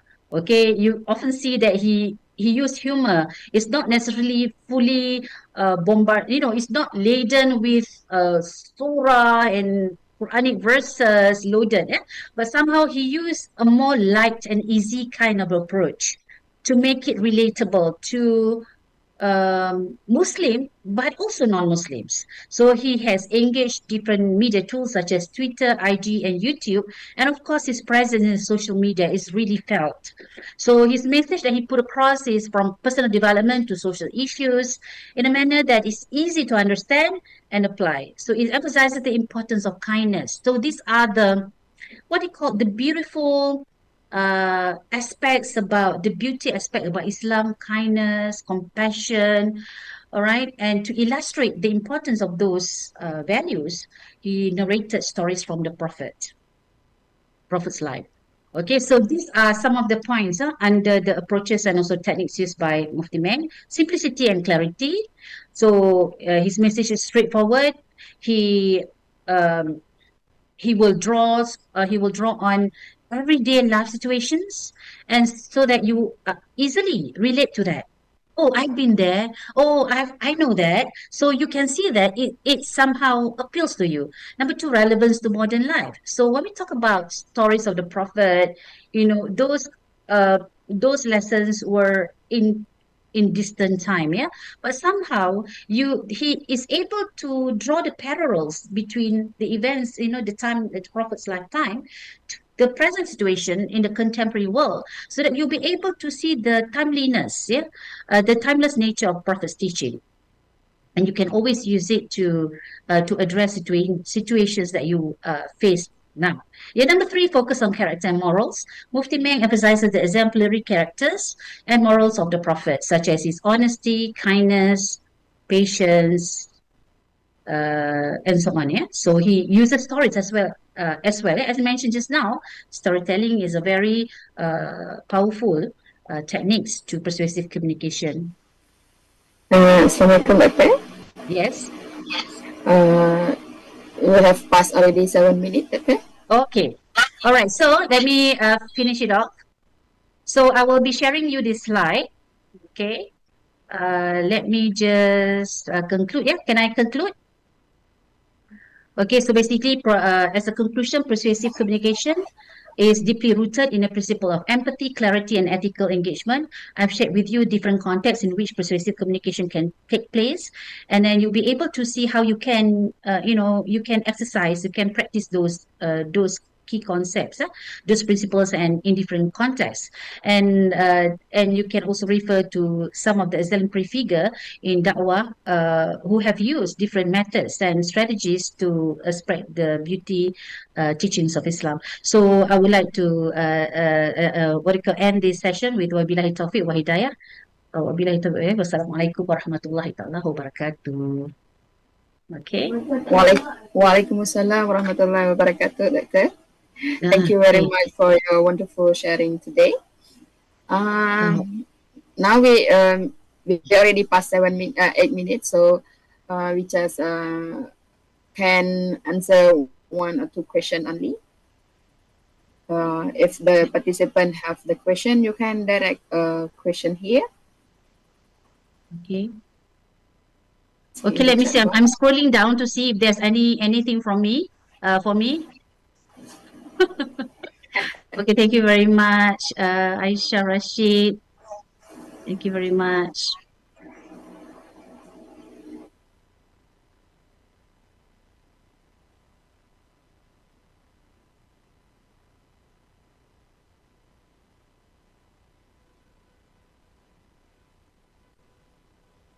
Thank you very much, Tierno. Thank you very much, Howard.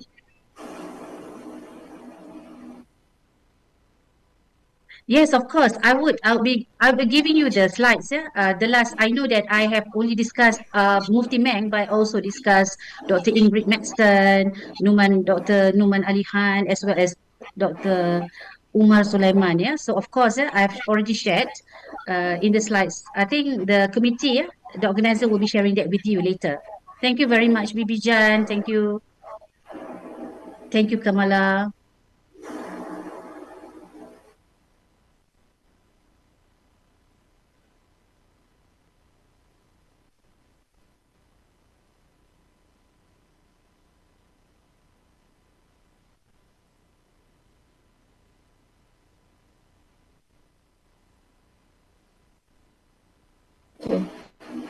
Okay. Maybe Okay. they don't have the question. Okay. Thank you, Thank you. Cynthia. Yeah, Doctor, inshallah, because I thought they don't have the question. Uh, Yes. Hopefully, your presentation it's be benefited, and this Inshallah. we share not only here, we share on also in the YouTube and Facebook. Inshallah, Okay. the participant who can join here, they join through YouTube and Yes. So Facebook. Farida asked, would personal story be effective? Yes. Many of the motivational speakers, they share personal stories. Okay, but not so overwhelmed, meaning that enough for them to make the message across. Okay, but not too personal, eh? But not too personal. Okay. Okay, thank you very much, Doctor. Hopefully, we can see you again in the next coming session, inshallah. May Inshallah. Allah I think bless this you, is the Doctor. end for me. This is the last one for me. So ma'asalama wa ila liqa. Alhamdulillah. Alhamdulillah. So now, Alhamdulillah, we have 20 minutes for breaks, and we will come back at 11, inshallah, with another two doctors, inshallah. Thank you very much, Doctor. Thank you.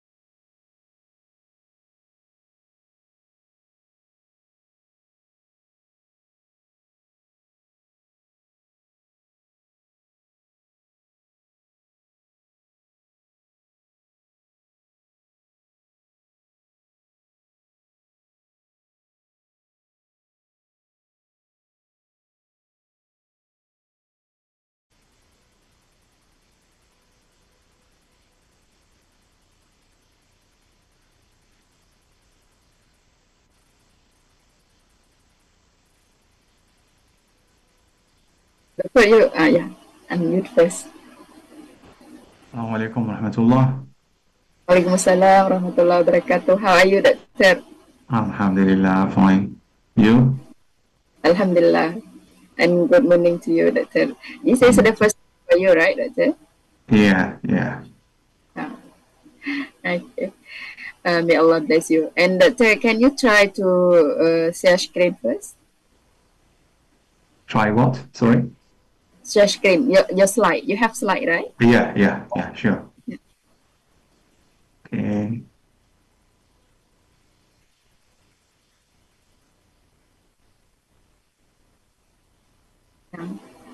Can you see slide? Yeah. Can you make it full Yeah. screen, Doctor? Okay. Yeah. Already. Alhamdulillah. So we have 2 more minutes, but before that, let me introduce a bit, Doctor. We will start with it after 2 minutes, Doctor. Okay. Hope all participants will come back. Some of them left because of the break just now.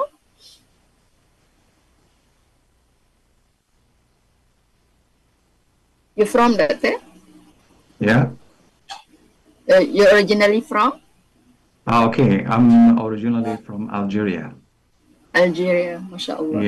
Yeah. I studied bachelor degree in Algeria in the Higher School of Political Science. Then I moved to Malaysia in 2008 for my master and PhD in IIIM University. So Mashallah. I'm IIIM product. It's very suitable for you to present today regarding relationship, political international relation theory today. Okay. Okay. We have 1 minute. Let me introduce Doctor. Okay.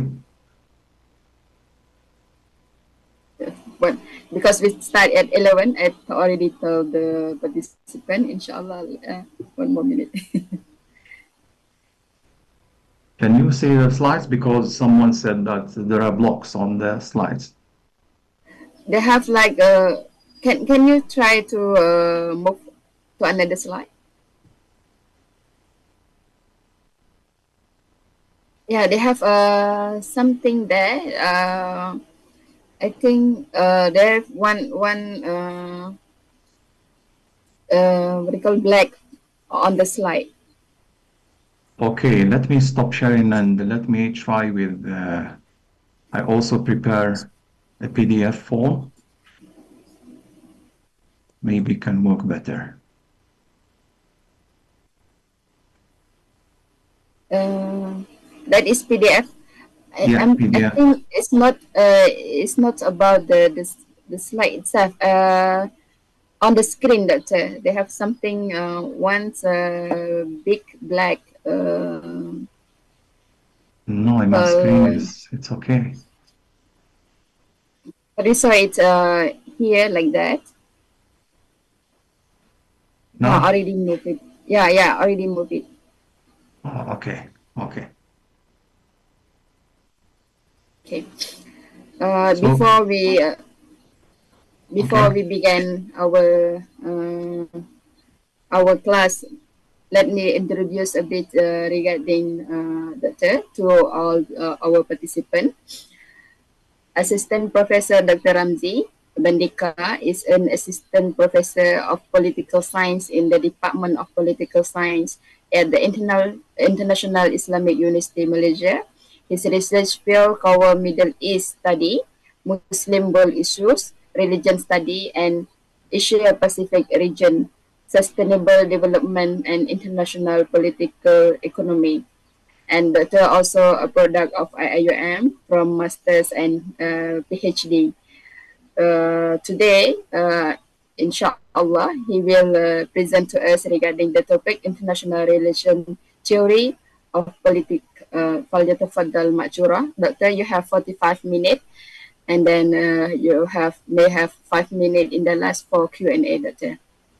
فليتفضل مأجورة. Okay, Assalamu alaikum warahmatullah. Thank you, sister, and good morning, everyone. I'm happy to be here actually. Each time we talk to others actually to explain our field of study, it's something great.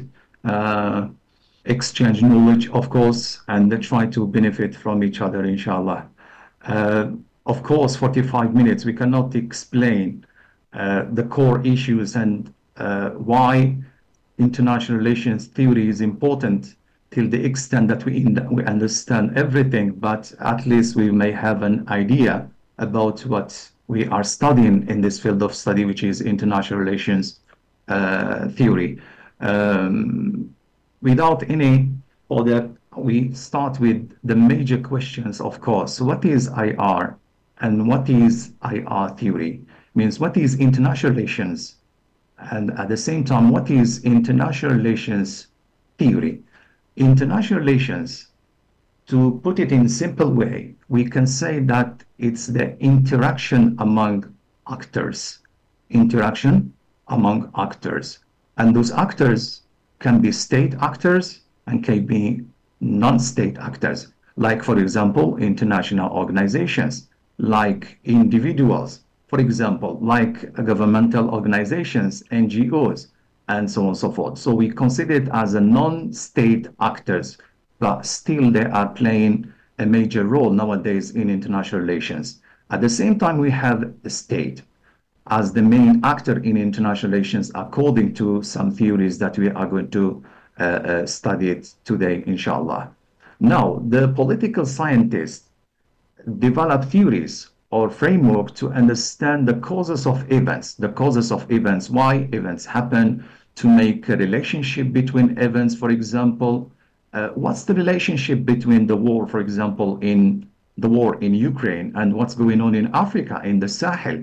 Okay, in Mali, Burkina Faso, Niger, Mauritania, for example, and those countries, what's going on there actually, and what its relation with what's going on in Ukraine? Is there any relation between these both regions and what's going on in the Middle East as at the same time actually? So theories try to explain to us clearly and to simplify the things that's going on in international relations, which is the interaction among states, or interaction, sorry, among actors, that we cannot see it clearly because of what I'm going to show you shortly, inshallah. So this is IR. IR, as we said, encompasses much more than relations among nation states and international organizations and groups. It includes also a great variety of transnational relationships at various levels.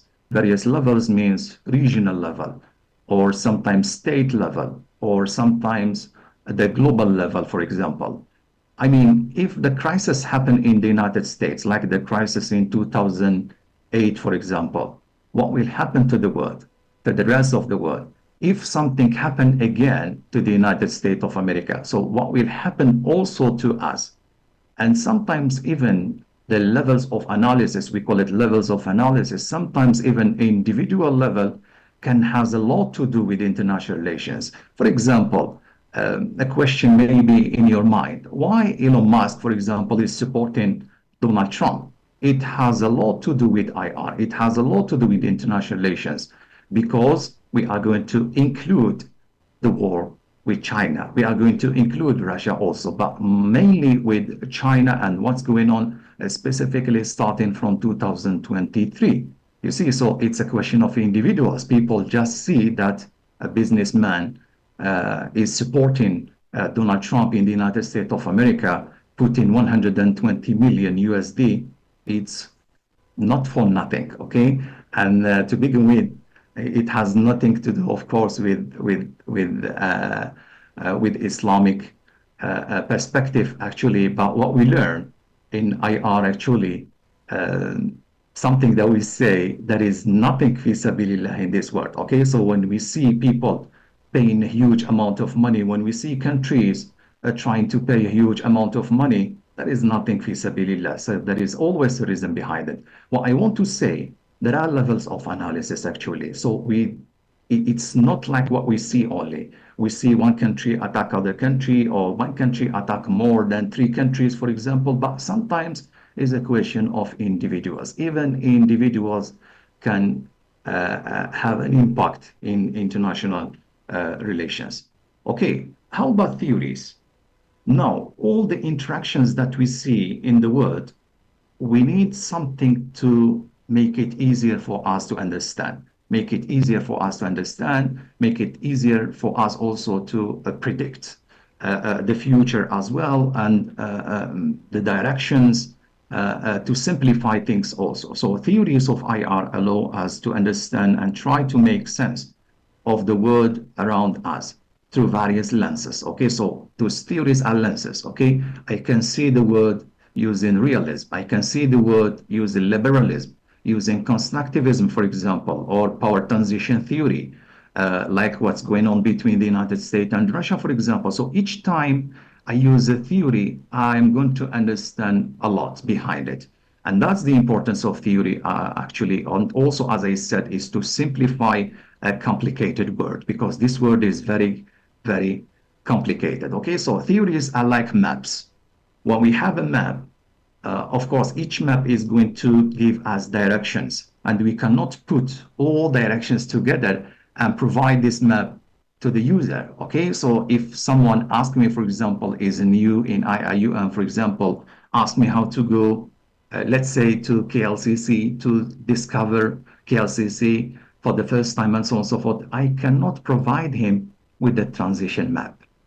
I cannot provide him with a transition map. Means I'm not going to give him a map that include, for example, MRT, or the map that giving so many directions, how to go to Kuantan, how to go to Melaka, how to go here and there, because it's something wrong. It must be something very, very specific. And that's the role of theories in international relations, actually. So that's the word in 2008. Actually, in 2008, you can see almost how many issues that we have, and we call it a simple geopolitical matters. You see all these matters, and we have more, specifically after 2011 and what's going on in the Middle East, for example. Can you imagine that all of these issues, we need to understand it at the same time?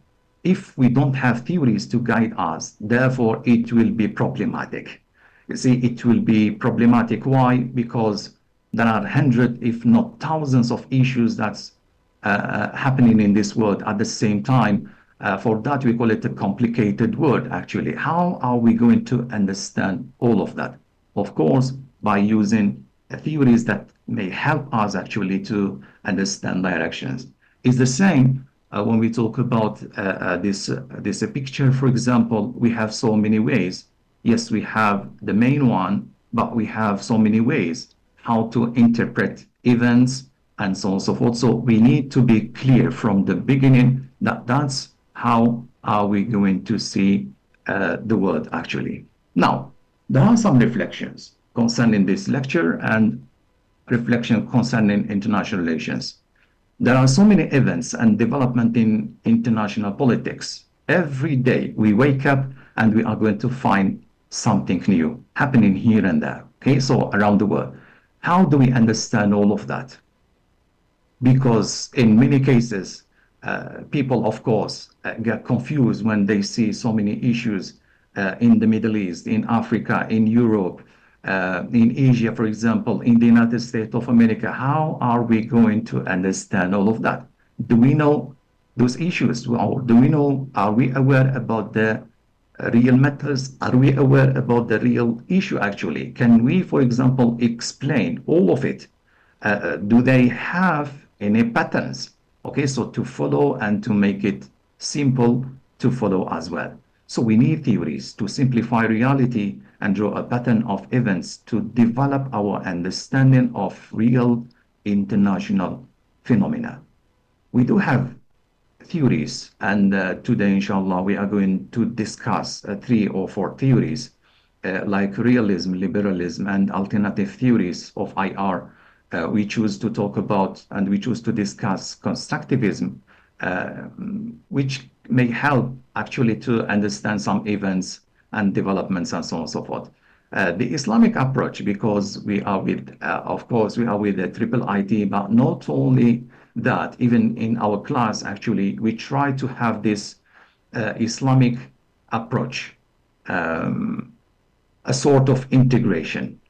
For the sake of time, today we are going to include the Islamic approach when we discuss limitations of theories. So each theory has limitations, and therefore we are going to try to consider the Islamic approach in order to understand those limitations, inshallah. Now, what's the scope of international relations? Well, we study in international relations. We study civil war, like what happened in Syria, for example. What's going on in Syria, in Sudan, for example, in Yemen, and in so many countries. Why? Because many civil wars actually may have an impact, and this impact can be regional or even sometimes international. You see something happen in Myanmar, we find the impact here in Malaysia. Okay, so refugees, for example, it became another issue in neighboring countries. So it's just a civil war, which is inside, but the impact can be regional and can be international as well. We discuss also the political economy matters, okay, which is the relationship between political issues and economic impact, for example, or vice versa. For example, the prices of oil, the prices of gold, also technologies, for example, the production. I mean, the problem between China and the United States concerning technologies, for example, what's the impact of that on politics, and vice versa also. And here, for example, we are going, is just to give you highlights. For example, we are going to understand why, for example, Elon Musk is supporting Donald Trump, because it has a lot to do with the economy, specifically technology, the coming of China, actually. Last year, in 2023, China produced 30 million vehicles. The United States of America, 10 million. Out of those 30 million cars in China, almost 14 million electrical cars. In the United States of America, is just 3 million and something, almost 4 million. And those under what? Those under Tesla. So what happened? Elon Musk, in reality, is not in control of electrical cars in the world. Means the United States is not in control. It's the coming of China. Okay, so how are we going to fix this issue? Actually, Elon Musk is supporting Donald Trump because Donald Trump, as a businessman, also promised Elon Musk that he is going to charge China 60% tariffs, which is a huge amount, actually. Why? Is to destroy competition, to let China revise prices, and therefore it will be very hard for China, starting from 2025, to compete in electrical cars. I told you, there is nothing fi sabilillah, okay? And also, because of that, other regions are going to follow. And we have seen that already Europe followed the United States of America, and they said that they are going to charge China 35%. So they are trying to make it harder for China starting from the next year. Why? It's just because of one product, but it's also a question of technology. China is mastering technology and is coming fast. How are we going to fix this? Is by charging China and having more taxes. And fortunately for Elon Musk, someone came like him, a businessman like him, who is Donald Trump, and therefore he promised him that he's going to fix this issue by charging China more. They don't have other option. They cannot compete normally concerning products. They just can charge China more. The other things that we studied, and we, which is a scope of international relations in general, and international relations theory also, we try to understand the conflicts among countries in different regions. I mean, why, for example, Russia attacked Ukraine? There is no one answer for that. Okay, so in Western media, for example, you are going to hear that this is an aggression. Okay, so they attacked Ukraine, and therefore Vladimir Putin is evil, and all the things that you hear it every day, actually, in Western media, actually. But if you go and you approach Russia, also you are going to find another approach. So in international relations theory, for example, we use offensive and defensive realism to explain this. Why? Because someone is saying that I am defensive, the other one is saying you are offensive, and the same thing happened with other countries. So for Russia, for example, they said we are only protecting our minorities, Russian spoken people, and at those five regions, actually, 5 states, wilaya. Okay, for that, so many people didn't understand why, for example, Russia didn't go till now. They didn't go to Kiev, the capital city of Ukraine, because it's something strategic. It has a lot to do with defensive and offensive realism. I'm not going to Kiev because my attention is not to invade Ukraine. My attention is just to protect those minorities. That's the position of Russia that you are going to hear. Okay, and as I told you, it has a lot to do with realism. Same thing, we discuss regionalism and what's going on in regional level, and we call it regional studies in our field, like, for example, European Union, like, for example, ASEAN. We try to understand Arab League, for example, among other organizations in all over the world. And also the relationship between countries or between some countries and European Union, for example. We try always to understand why, for example, which is a legitimate question, why European Union always try to discuss with the countries individually. You see? So, for example, European Union doesn't discuss with ASEAN. They discuss with Malaysia alone, with Singapore, with Indonesia, with Thailand, for example. So we need to question this. Why? Why they are doing this? The same thing happened with, for example, other Muslim countries, like, for example, in the Middle East. They are doing the same thing, trying to negotiate individually. They approach countries individually. Is that logical, actually? 25 countries trying to negotiate with one country at once. Okay, of course, there is a power of these regional organizations, actually. And finally, also, we may discuss the impact of international organizations, how they deal with different issues, like, for example, the United Nations nowadays, and how they are dealing with the war in Gaza, for example, the war in Syria, the war in Ukraine, for example, and also other international organizations like WTO, for example, World Trade Organization, because of what's going on in WTO, for example, World Trade Organization, led to the creation of BRICS that we see it nowadays. For example, the World Bank, also the impact of the World Bank, the impact also of the Security Council in the United Nations, and so on and so forth. So all of these are a scope of international relations. But as I told you, we cannot understand it without using theories. Actually, we will come to this map again, inshallah. So approaches to the study of international relations.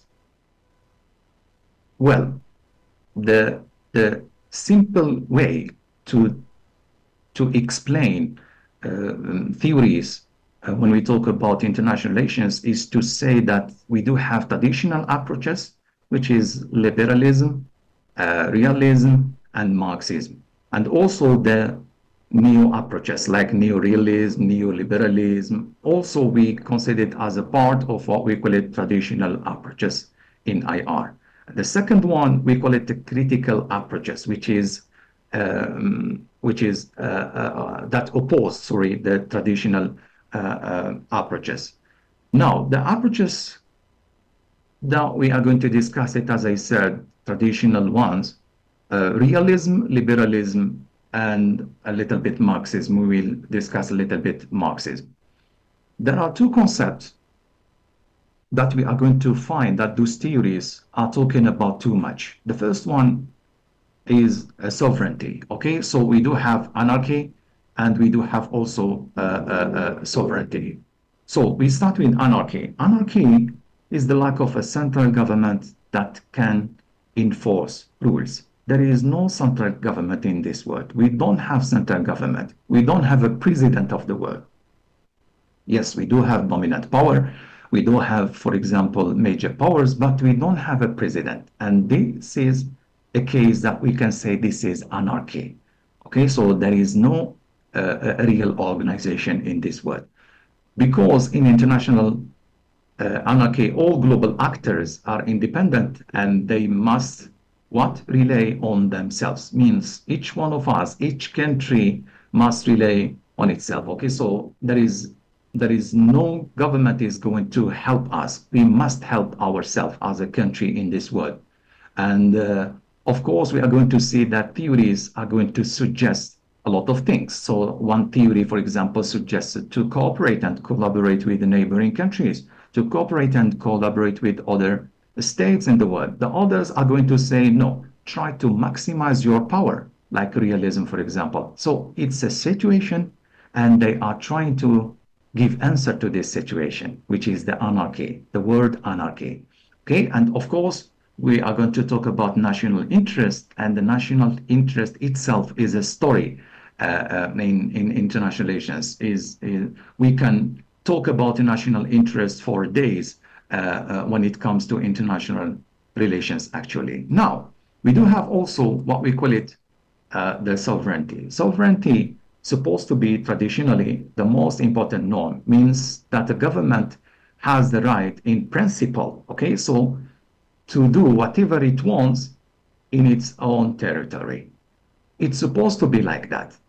But do we really have this 100% sovereignty, at least in our countries? Or more than that, can we say that after the United States of America, for example, attacked Afghanistan, invaded Afghanistan and invaded Iraq, can we say that those countries are practicing sovereignty on their land, actually? So it's a question of sovereignty also. What do we mean by that? Actually, most of us, we find ourselves sometimes, means all countries in the world, we find ourselves sometimes just following others' norms, specifically major powers or the dominant powers with power, which is the United States of America. So is there real sovereignty in this world? So it means there are two things. So the first problem is the anarchy. And then we need to deal also with the second problem, which is a sovereignty also. Okay, so we are going to find that theories most of the time are focusing on these two concepts. There are other concepts, but those two concepts really are the focus of theories in international relations. So we start with realism. Realism, of course, has a lot of scholars, starting from Machiavelli and Hobbes, among others. Those are philosophers and thinkers that we consider as a realist. Why? Because their ideas has a lot to do with that.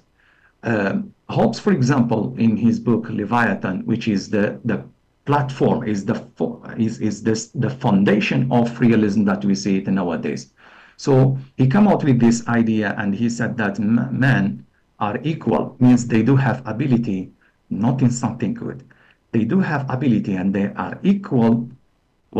And has a right to everything, means they cannot, they can, for example, harm each other. For example, they do have the ability to do so. So I can harm you, at the same time you can harm me. Imagine in this situation, means the human nature is not good. So that's the foundation of realism theory.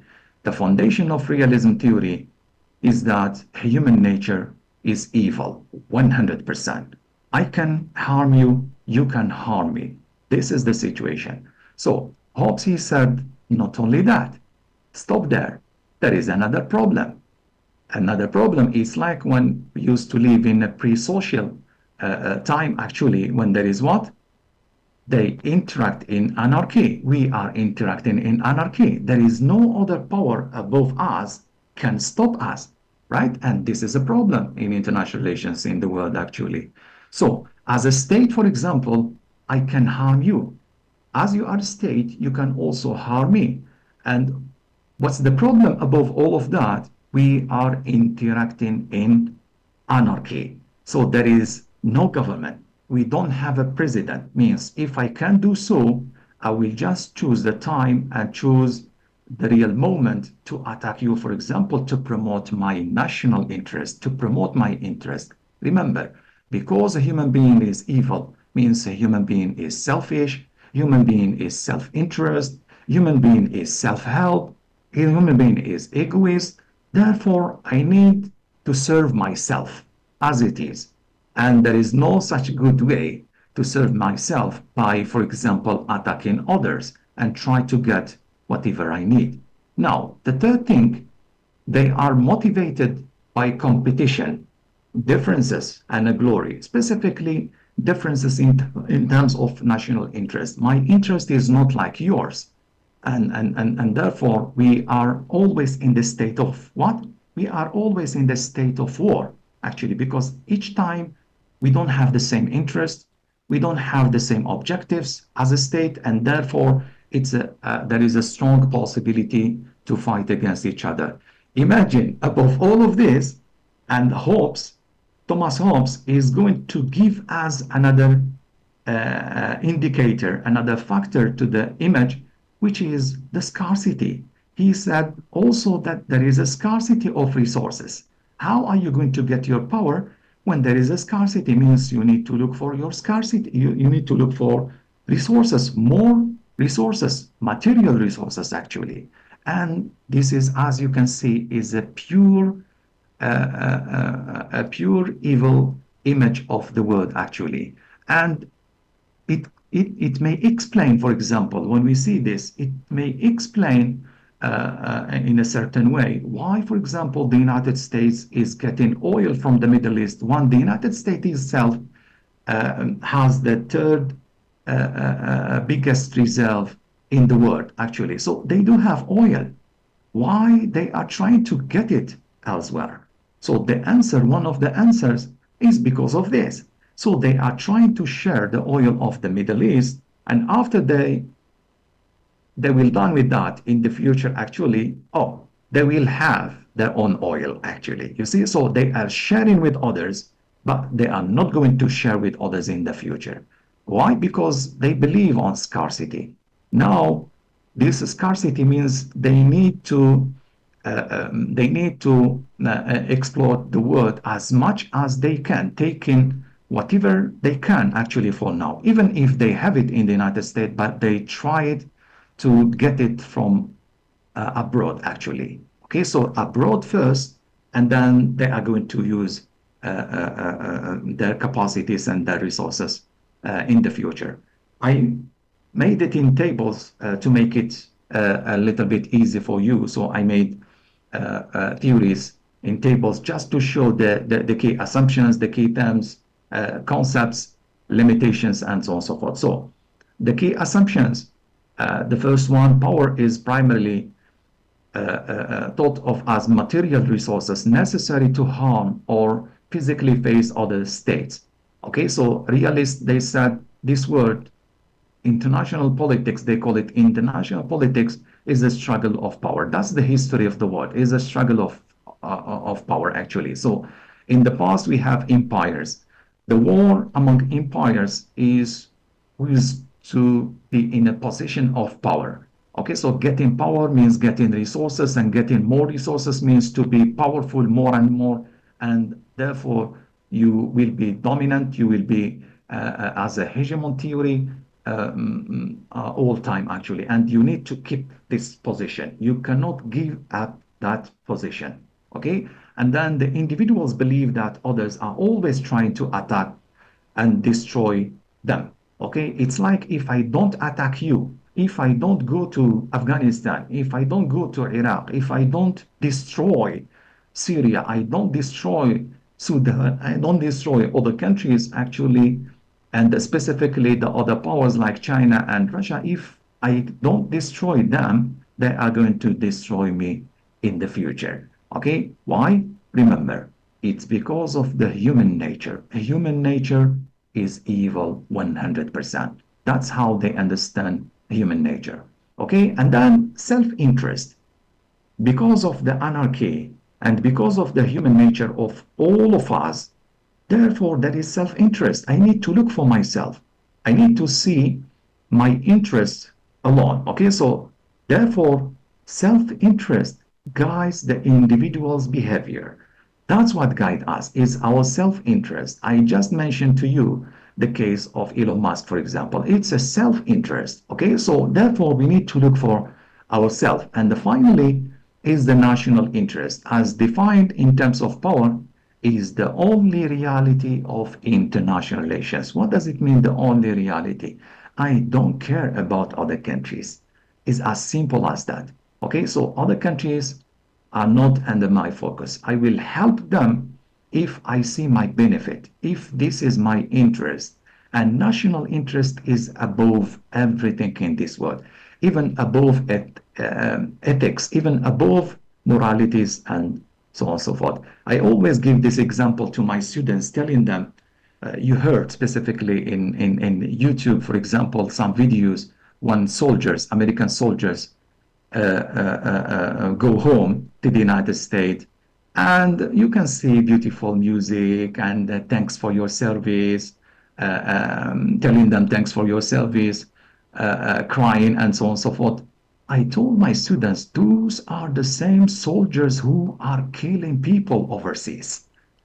You see? So getting emotional when we see this kind of videos, we must always remember that those are the same people who are killing overseas. But how are we going to explain this through realism theory? Realism theory gave us the answer. Realists, they said that national interest itself is a morality. Means, if I am serving the United States of America, that's my morality. That's my ethics. It's not killing people. You see, so they try to give explanation to everything. Okay, so to justify what they are doing in the world, actually. So the national interest itself is a morality for realism. So don't think too much as a soldier. Don't think too much when you kill people overseas and so on and so forth, because you are serving your country. You are serving the national interest, which is above everything in this world. You see, so there is explanation for that. The key concept is a human nature, selfish, egoist, self-interest, security matters. When you hear people talking too much about security matters, attacking others and so on and so forth, like Israel, the state of Israel and so on and so forth, is a question of realism. Okay, so to maximize benefit and so on and so forth. And then we have sovereignty, national interest, and the power politics. Limitation. Little or no consideration of morality and ethics. There is no morality there. There is no ethics there.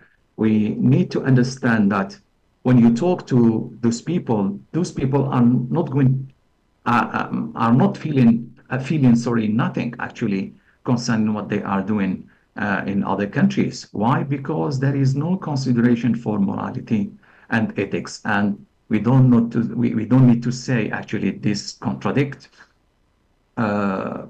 Islam actually, and contradict even the human sense actually. A human sense, like when we talk about a human nature, also we need to mention fitra here.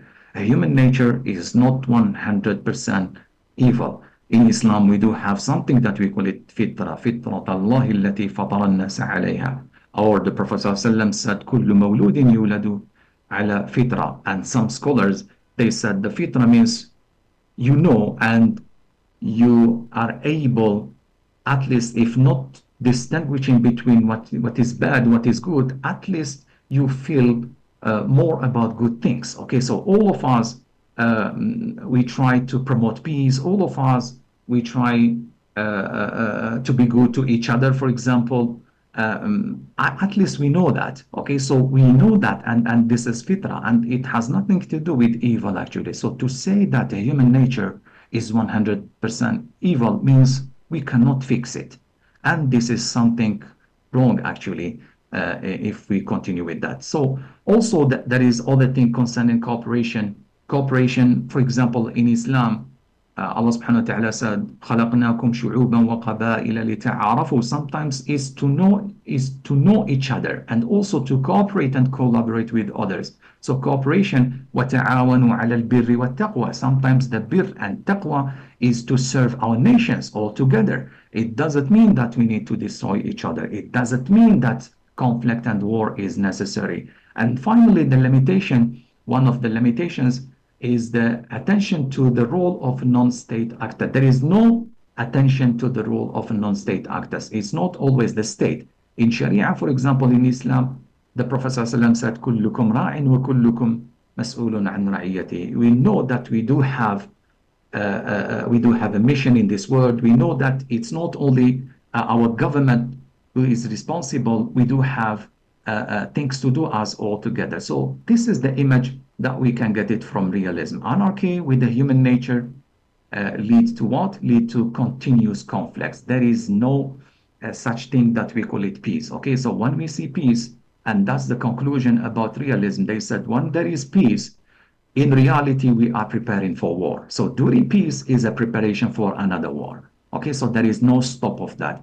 That's unfortunately the image that we have. Before of time, I just escaped this because this is about a new realism, is to show liberalism, actually. For liberalism holds that human nature is basically good, and that people can improve their moral and material conditions, making societal progress possible. Bad or evil behavior is the product of what? Inadequate social institutions and misunderstanding among leaders. So therefore, human nature is okay.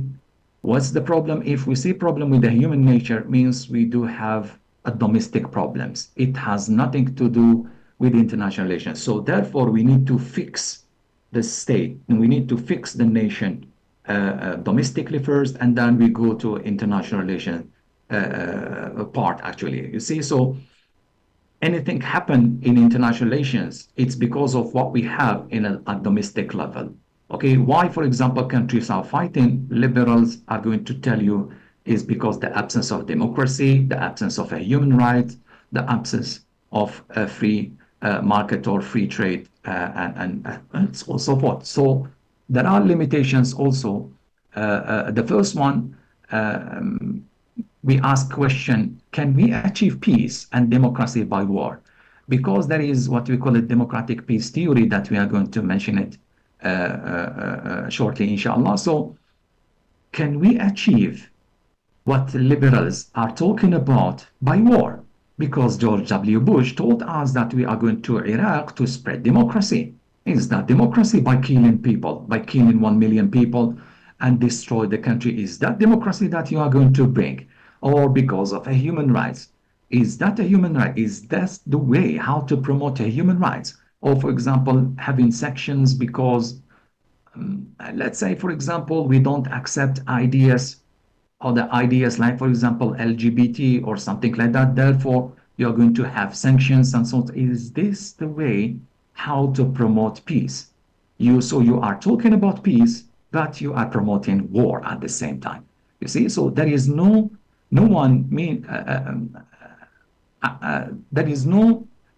clear, we can say there is no clear meaning of democracy. So what is democracy that you want to, for example, you want to spread actually in the world? Which kind of democracy that you want? Let's discuss the concepts first. What is democracy that you want to that you want us to implement it in our countries? Which kind of a human rights that you want us to achieve? Or when we talk about the free trade, is that right? The free trade, of course, it's acceptable in Islam actually to have a free trade actually, but at the same time, sometimes a free trade might harm our countries. I open my country, I can receive your cars coming from the United States, coming from European Union, but you make it difficult for me to promote proton in your countries. Is that a free trade, actually? So you are practicing protectionism, actually. So you are protecting yourself. There is no competition in your countries, and you are trying to impose something else on us. Is that what you are talking about? Means there is a gap between what you are theorizing and the real world, actually. So because of time, so just I said they started from domestic problems. They said the reason of conflicts, why we do have conflicts, if you ask them why we have all these conflicts in the Middle East, they are going to tell you it's because the concentration of power in one hand or two hands, means the president or the prime minister, for example, the imperfect or partial representation of social interest, for example, concerning parliament, concerning representative of people, and also extracting private gains as well. That's what lead to conflict, actually, from with one country to another, because according to them, democracies cannot fight against each other. Therefore, what's the problem? How are we going to achieve peace? They come out with the idea of democratic peace theory.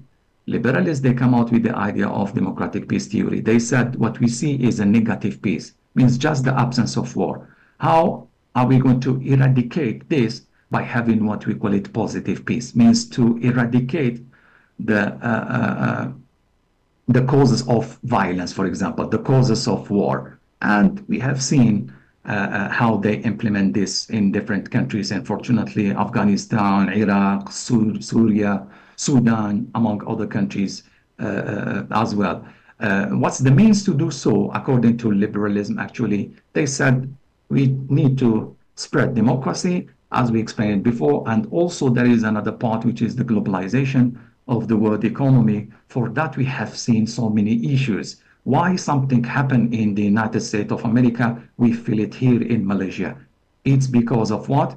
It's because of globalization. Everything starting from one source, actually, and it may has an impact on other countries and other regions as well. Marxism approaches, we have dependency theory, world system theory, and neo-Marxist theory. I will just discuss about the first one because of time. So believes that international organizations, NGOs also, especially banks and MNCs, actually are established to maintain dependency relationship and promote exploiter-exploited relationship. So they are just there to exploit other people, to exploit other countries, and that's how we understand the word. Actually, we understand it as a word of dependency.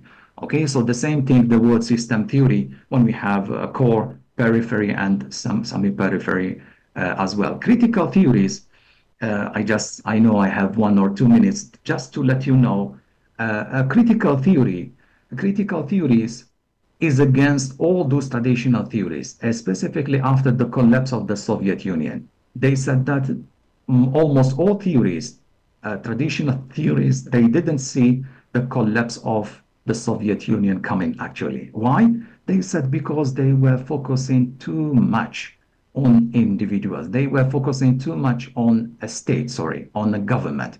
Okay, on a state and a government, how to fix state, how to fix a government, and so on and so forth. So the critical theories starting from 90s, they said, why you don't focus on society? Why you don't deal with the society? Try to understand what's going on in our societies, actually. And sometimes because of societies, we may benefit a lot. I mean, just look at the societies, for example, the two societies, Malaysian and Singaporean societies, whether we like it or not, they achieve themselves. Consent means they promote peace among those two countries. It's because this interaction between those societies, actually, they can come to Malaysia, specifically during weekends, okay? So they can come to Malaysia, actually, and the Malaysians also can go to Singapore because they do have a lot of interest among each others, and that's what promotes societies, actually. So therefore, we need also to study society and the role of societies in international relations and the promoting peace, and so on and so forth. And here we are going to find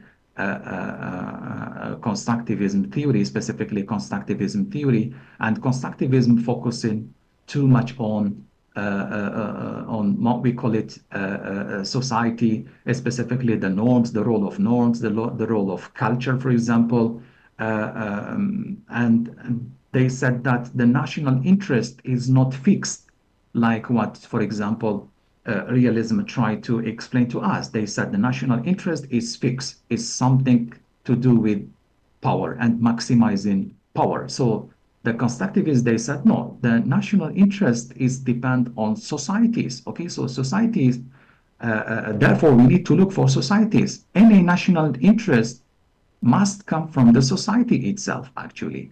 And therefore, in this way, if we can construct societies, therefore, we can construct national interest and international relations after that. For that, we are going to see that they are talking too much about the identity, how to promote the word identity, for example, the culture, the norms, how to change it, and so on and so forth, how to construct a new norms, and so on and so forth, in order to minimize the issues that we see in international relations. So the limitation of constructivism, the first thing is, what do we want actually to construct? Because what is good for you, for example, cannot be good for me as a Muslim, for example. This type of society that you want to achieve, it cannot feed, for example, our Islamic teaching, for example, and therefore the constructivism to construct societies itself is a problematic in this way. We cannot construct societies and having what we call it the word identity, the word citizen, for example, because it's something very difficult to achieve when we have many societies and many opposite approaches, actually. So despite the theoretical appeal, I just need 1 minute, sister. So it's a promise is still unrealized. It's very difficult actually to discuss the word from that point of view. I just told you, individuals like Vladimir Putin, individuals like Donald Trump still decide for us, unfortunately, in this world. So therefore, to say that it's a role of societies and so on and so forth, still something unrealistic in international relations. So much of what they claim theoretically, actually, though plausible, remains untestable, actually. Why? Because we didn't test this yet. Try to form a society, and then we are going to see the type of that construct society, and then we are going to see if that society can fit as, for example, as a Muslims, yes or no. And those are, I just provide some references for you, some books, some of them are available online, inshallah, to get it, to have more readings about international relations theories and international relations in general. Thank you. Thank you very much, Doctor. Here they have many questions, but because of the times, you already passed 10 minutes, Doctor. Maybe you can answer that by typing, Doctor. Because I thought in here there is many questions for you. Yeah, we can have. Because this is the time for Dr. Another Doctor. Okay. Dr. Norasikin from Department of Sociology. So I hope you can answer here from the what I call the question from the chat box. Okay, so you want me to answer questions? Yeah, sure. I want you to answer the question, but because we have passed of the time, now the time for the Norasikin, you may answer that from reply that message by typing in the chat box, Doctor. Yeah, I will try. Okay. I suppose I can see 20 questions. All of it are great questions, actually. So, okay, we'll try our best. Or if you have time, Okay. Another thing, if you have time, you can answer after Dr. Norasikin talks. I will try, inshallah. I will try, inshallah. Okay. Thank you very Okay. much, Doctor, for your Okay. You're welcome. Sorry. intellect sharing today. Okay. Thank you. Welcome. May Allah bless you, Doctor. Okay. Thank you. Assalamualaikum. Okay, Dr. Norasikin.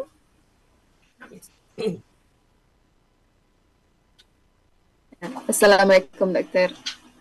Waalaikumsalam warahmatullahi wabarakatuh. Can you hear me?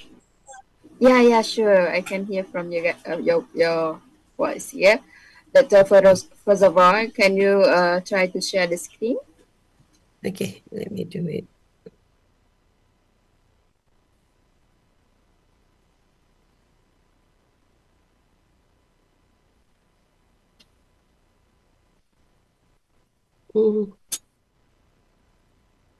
Let me.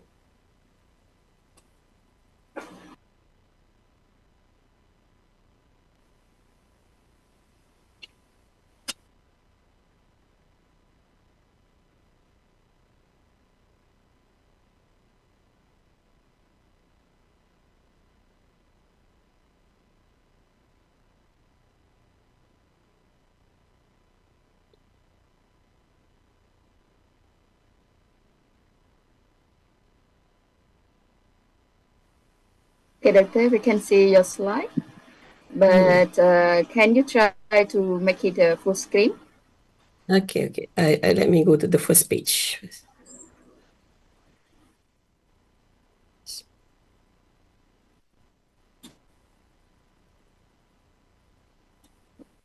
Okay, can you see my slides? Yeah, sure, Doctor. This is the first time for you, Doctor. So let me introduce a bit regarding yours to all our participants. Okay. Assistant Professor Dr. Norasikin Basir is an assistant professor at the Department of Sociology and Anthropology at IIUM, International Islamic University, Malaysia. She specialized in social problem and criminology. She received her PhD in anthropology and sociology from the University Science of Malaysia, known as USM, in 2014. She is particularly interested in criminology, deviance, and social problem. She also holds a degree in fiqh and usul fiqh from the International Islamic University Malaysia in 1996. Dr. Norasikin is concerned with criminology, deviance, and domestic problem, which she study from an Islamic perspective using usul fiqh method. During her nearly 28 years of teaching, she has taught various courses, including Introduction to Sociology and Anthropology, Deviance Behavior, Social Problem, Meant and Social in Muslim Scripture, and Sociology of Marriage and Family. Her main research project is on parental approach to understand the determinant of delinquent behavior among teenagers in Malaysia. With that, we may listen from her regarding the topics clinical, sociological intervention in marriage and divorces. With that, without further ado, فليتفضل مأجورا, Doctor. You have 45 minutes to present it. Thank you, Sister Jaria. This is my first time to give a 45 minutes lecture in this IIIT IUM online course, Certificate in Integration of Knowledge for Human Sciences. Okay, I'm quite worried if I'm not being able to really share the knowledge that I have with you. I hope my entire lecture today will benefit everyone else academically and in life.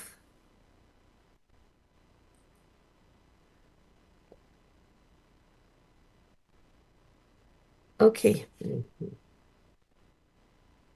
Now, first of all, before I start my lectures on this topic, these are the 4 main points that I'm going to share with you this morning. Okay, on the first is on understanding what clinical sociology is, because as sociology is not a popular discipline to others, what more to clinical sociology? So we will now see what actually transpire from the term clinical sociology. Okay, and then point number 2, we will explore on the definition of marriage, both from the general definition, i.e., from the Western perspective and from the Islamic perspective. And then I will talk about the complexity of marital relationships and the factors that lead to their dissolutions. And finally, then we will talk about a model which actually is still in the pipeline. I'm still working on developing a model of an integrated clinical intervention for individuals and families affected by marital problems and divorce. So I think although it is yet to finish, to complete, I hope I can, and there's still a lot of improvement to be done in this model. I hope we can, I can work with all my colleagues, and if there is input in this lecture for me to make it better, to improve it, it will be appreciated. Now, what is clinical sociology? Clinical sociology is a subfield of sociology that focuses on intervention, program, which make use of sociological principles, theories, and methods to understand and address social problems and issues in various settings. And clinical sociologists work directly with individuals, which is the micro level, at the micro level, groups and organizations at the meso level, and communities, okay, this is at the macro level, to bring about positive social change. So this is just a matter of definition. I think I rather discuss it thoroughly later in the next slide. Okay. Now, this is one. Okay, in the subdiscipline of sociology, that is clinical sociology. Okay, in sociology as a whole, in many of its courses, we mostly study or explore more on the theoretical side, on the conceptual side of human phenomena, okay, of human interaction phenomena, okay, the social facts, okay. But this subdiscipline of sociology called clinical sociology, we will put into practice what are those theories, perspective, and concept learned in sociology, okay. And so in this clinical sociology, the practice of clinical sociology is to put in terms of intervention program. Okay, and therefore we have these clinical sociological interventions, which involve the application of sociological theories, sociological methods, sociological skills to address and solve social problems within specific social system.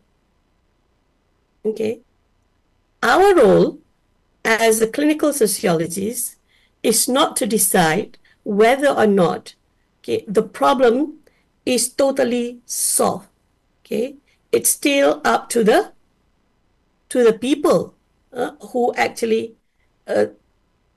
initiate the root cause of the problem. Okay, but we help through our intervention. We help them into realizing, okay, using the application of theories, method, and skill in sociology, how can solve their problems. Okay. Now, this approach or this intervention blends the role of social scientists, okay, research sociologists, and active change agent. Okay. So the people who may encounter with the problems, they are the active change agent. Okay. Aiming to improve the quality of people's life through a combination of analysis and intervention. Clinical sociologists work with client system to assess situation. Later, in the next slide, I will share with you the step or the strategies taken, how that in every step, okay, the change will take place, okay, and the improvement will take place. So to assess situation and develop strategies to avoid, to reduce, okay, and probably, okay, ultimately, we are able to, or they, this agent of change, are able to eliminate problems.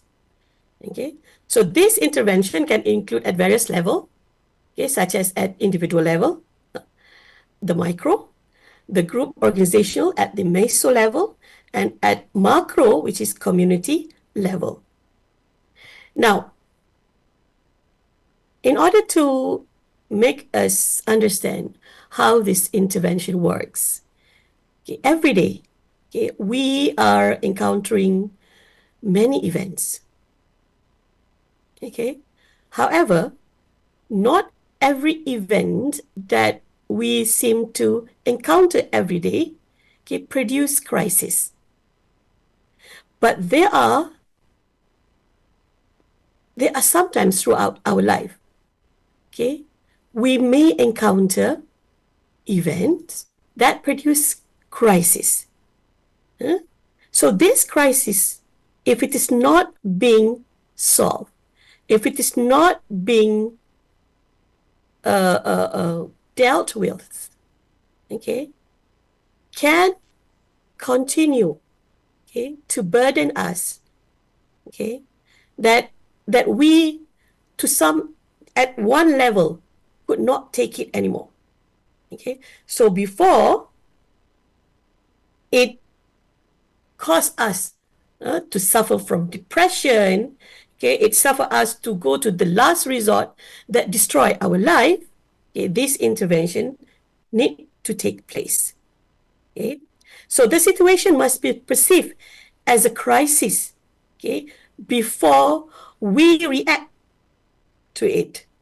Okay, like in some cases, people tend to keep what they have, keep the problem that they have into their self, okay, that suddenly they end up their life. Okay, so here, a scholar by the name of Strauss in 1985, okay, in his study on understanding human being, okay, he described that for us to understand, okay, every day we encounter other people in our life because we don't stay alone. We don't stay in isolation, okay? So to encounter other people, we need first to understand this another human being, okay? We can understand, sometimes we can't even understand ourselves, okay? Like in marriage, okay? Today's class is on how this intervention works in marriage and divorce, okay? You are marrying someone, okay? You will be married to someone, or you are already married to someone, and that same person will be with you in your entire life, okay? Entire worldly living, if you can, okay? And hopefully we can, okay? That we can live with that person till Jannah, okay? Till the end of life. So first, in order to understand them, okay, you and he or she, okay, need to interact, okay? Just now, Dr. Norbaiduri talks about effective communication, which is a very good means on how we can understand other people, okay? And other people can understand you, okay? But only through communication, without the ability to interpret the meaning of that different kind of communication and situation, okay, we will end up not actually understand what the meaning of this interaction. Okay. Immediately through through communication, we need to interpret the meaning of that interaction. Okay.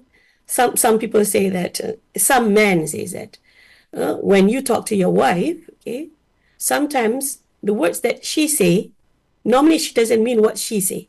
She means another thing. So this interpretations of these communications, okay, need to be done as soon as you communicate with them. Okay. So this type of analysis is useful. This type of analysis through interpretation is useful because it enables the crisis, okay, or the agent of change to make change of the situation. In this case, this is the role of clinical sociologists, okay, in the intervention process. Okay, what are the strategies of sociological and clinical clinical intervention in the marital problems and divorce? Okay, as shared by Howard Rabach, okay, in the Handbook of Clinical Sociology. Okay, so this is from the Western perspective. Okay, there are 5 steps to be taken for a clinical sociologist in the process of intervention. Okay, first is assessment. It means that identifying and defining the social problem. The stress cursor. Okay, and try to find the relevant information and data about the problem. Okay, number 2 is to, after assessing, okay, the problem, is to plan. Okay, what is the planning? Sorry. The planning is, it means to develop a clear intervention plan with specific goals and objective. Okay, in the case of marriage, marital problem, okay, the clinical sociologist will want to develop a clear intervention plan. Okay, after hearing or after listening, okay, obtaining the relevant information, the how the problem started, and understanding the context of how marital and the environment where the marital problem exists. Okay, she or he will start to do the planning. Okay, and in that planning, he or she will identify the resources and strategies to address the problems of marriage. Okay, and later on establish a timeline and blah blah blah. Okay, the third stage is implementation. Okay, in executing the intervention plan using the identified strategies and resources. How to do it? By engaging with the complainer, okay, or with the couple come to you, okay, or with the groups, if you are dealing with the groups, or with the communities who are affected with the problem. Okay, it depends on the problems. Okay, and throughout, okay, after sharing the strategies and the resources on how to deal with the problem, the role of the clinical sociologist is to monitor the progress, okay, and make adjustment, okay, and how to adjust if the crisis still occur between these two groups or two individuals. Adjustment need to be made. The fourth stage is evaluation. Okay, so it depends. After the time frame given end, okay, or comes to an end. Okay, the next stage is the evaluation. Okay, assessing the effectiveness of the evaluation. Okay, in achieving the goal of how the crisis can be dealt with. Okay, and then collect the feedback. If, for example, it turned out that the result is positive, okay, the feedback will be obtained from participants and the stakeholder. Okay, and the analysis is to be made in order to identify areas, okay, that maybe start the crisis, okay, and provide platform for improvement. And finally is the stage of follow-up. This is the final. Once the crisis is dealt with, okay, the role of the clinical sociologist is to provide ongoing support and resources to ensure the sustainability of the intervention. Okay, documents the lessons, because unlike any other crisis between groups, okay, marriage, okay, a married couple did not plan to have a short-term relation. Okay, when someone gets married, he wants to get married as long as he lives with that person. So the process is ongoing. Okay, it may be that this time the crisis could be dealt with. Okay, but along this way, along the way of marriage ties, okay, there might be occur another crisis. So it should have a follow-up, the ongoing support, the lessons learned, and the best practices for future interventions. In marriage, you don't stop learning about marriage, about understanding your partner after ijab and qabul. Okay, even after ijab and qabul. Okay, I'm just married for 27 years and I'm still learning, okay, on how to strengthen this relationship. Crisis happened. Okay, I think argument is more than enjoy in this relationship.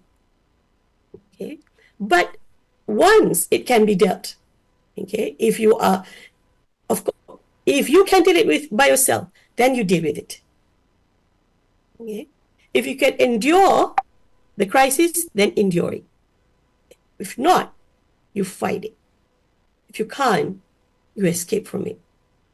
Okay, but we try not to go for this escaping. We don't want to break it. Okay, we go to the first two. Okay, either endure it or fight it. Okay, but then this, so the fighting against it or fighting for it, okay, is where sometimes people need this intervention. All right, so this is in general. This is from Rabaj, from Howard Rabaj, from the Handbook of Clinical Sociology. Okay, and finally, the last slide, I will share with you the integrated clinical intervention.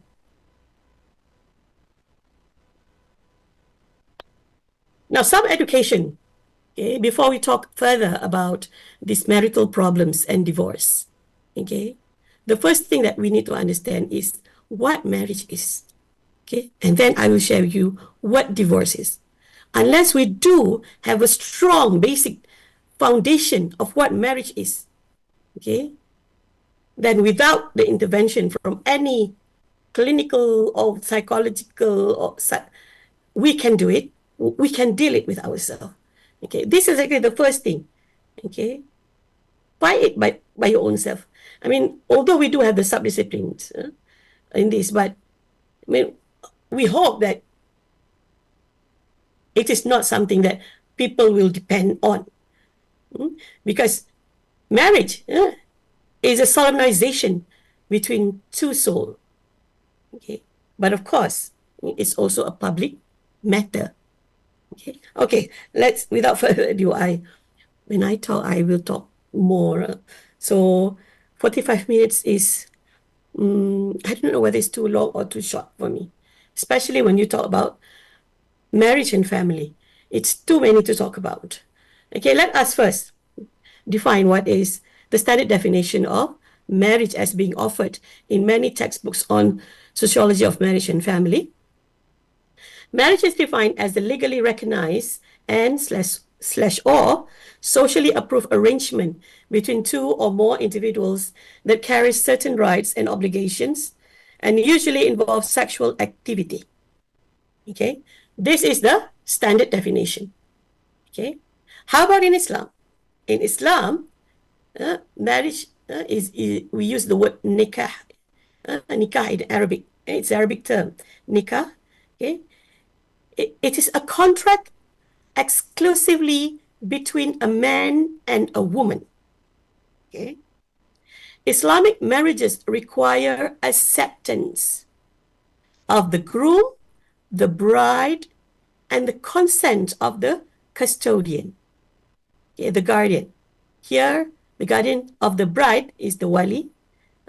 There are two wali mujbir, okay, the father, or in the absence of the father, is the grandfather. Okay. Now, is marriage a private matter? Okay, having to have this definition.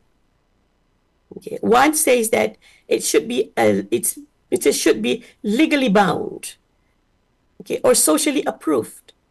In some traditional form, in traditional society, where a legal document is difficult to be obtained, they will first have a socially approved, a traditional way of approved arrangement, okay, of marriage, okay, normally being approved by the head of the village, okay, or their spiritual leaders.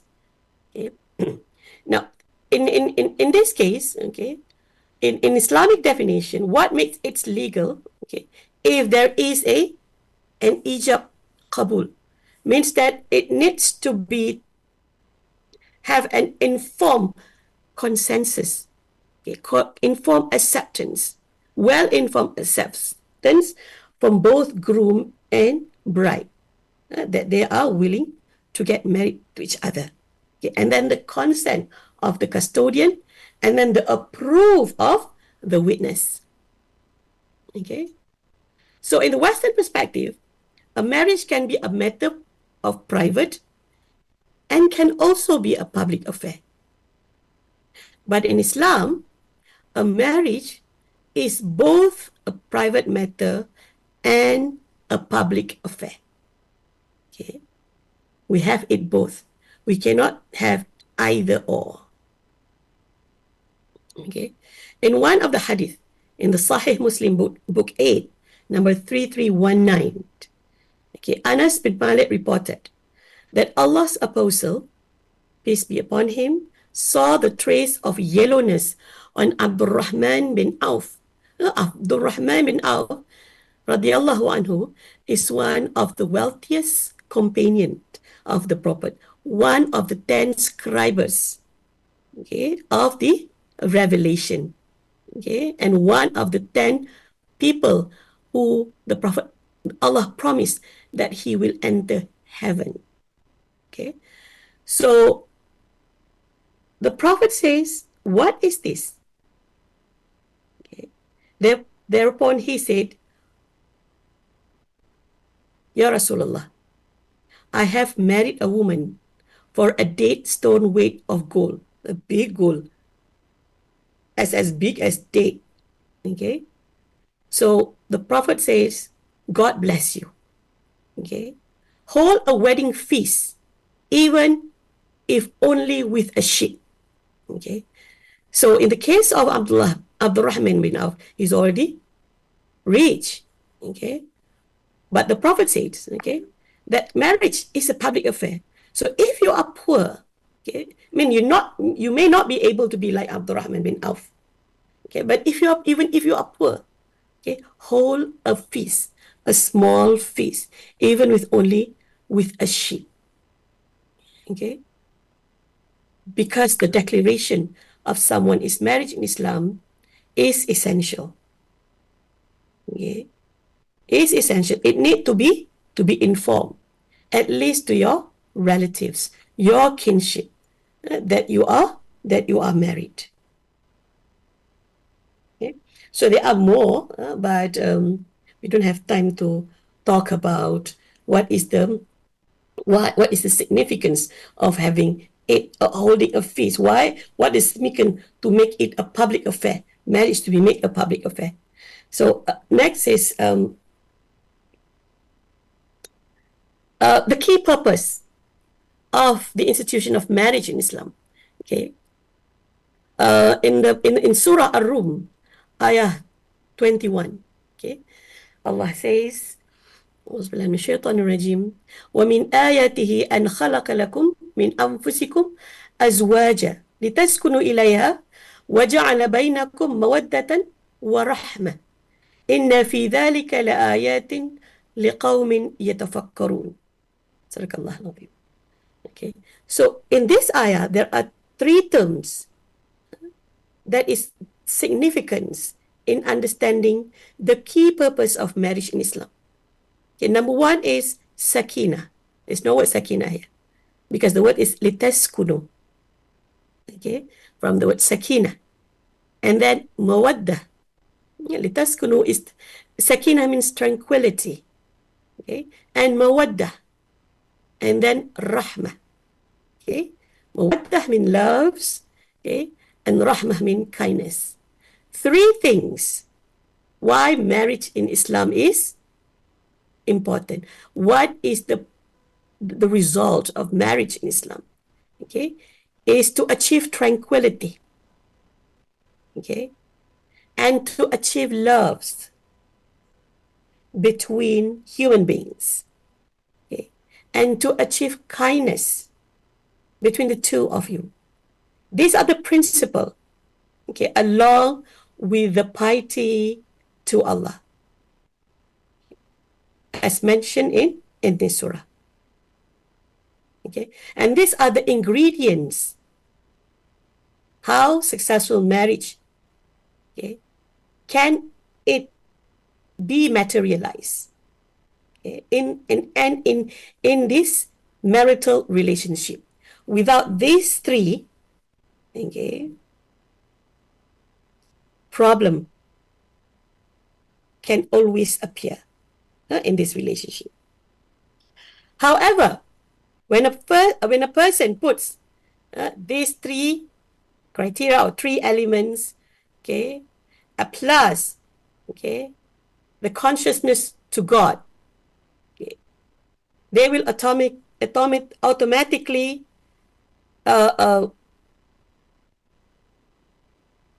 encounter with crisis, okay, with problems. Okay. When they don't love each other, problem will transpire. Okay. When there is no kindness between the two, between the partners, crisis may also happen. When the sakina disappear at home, okay, crisis will also appear. So this ingredients is very important in the institution of marriage in Islam.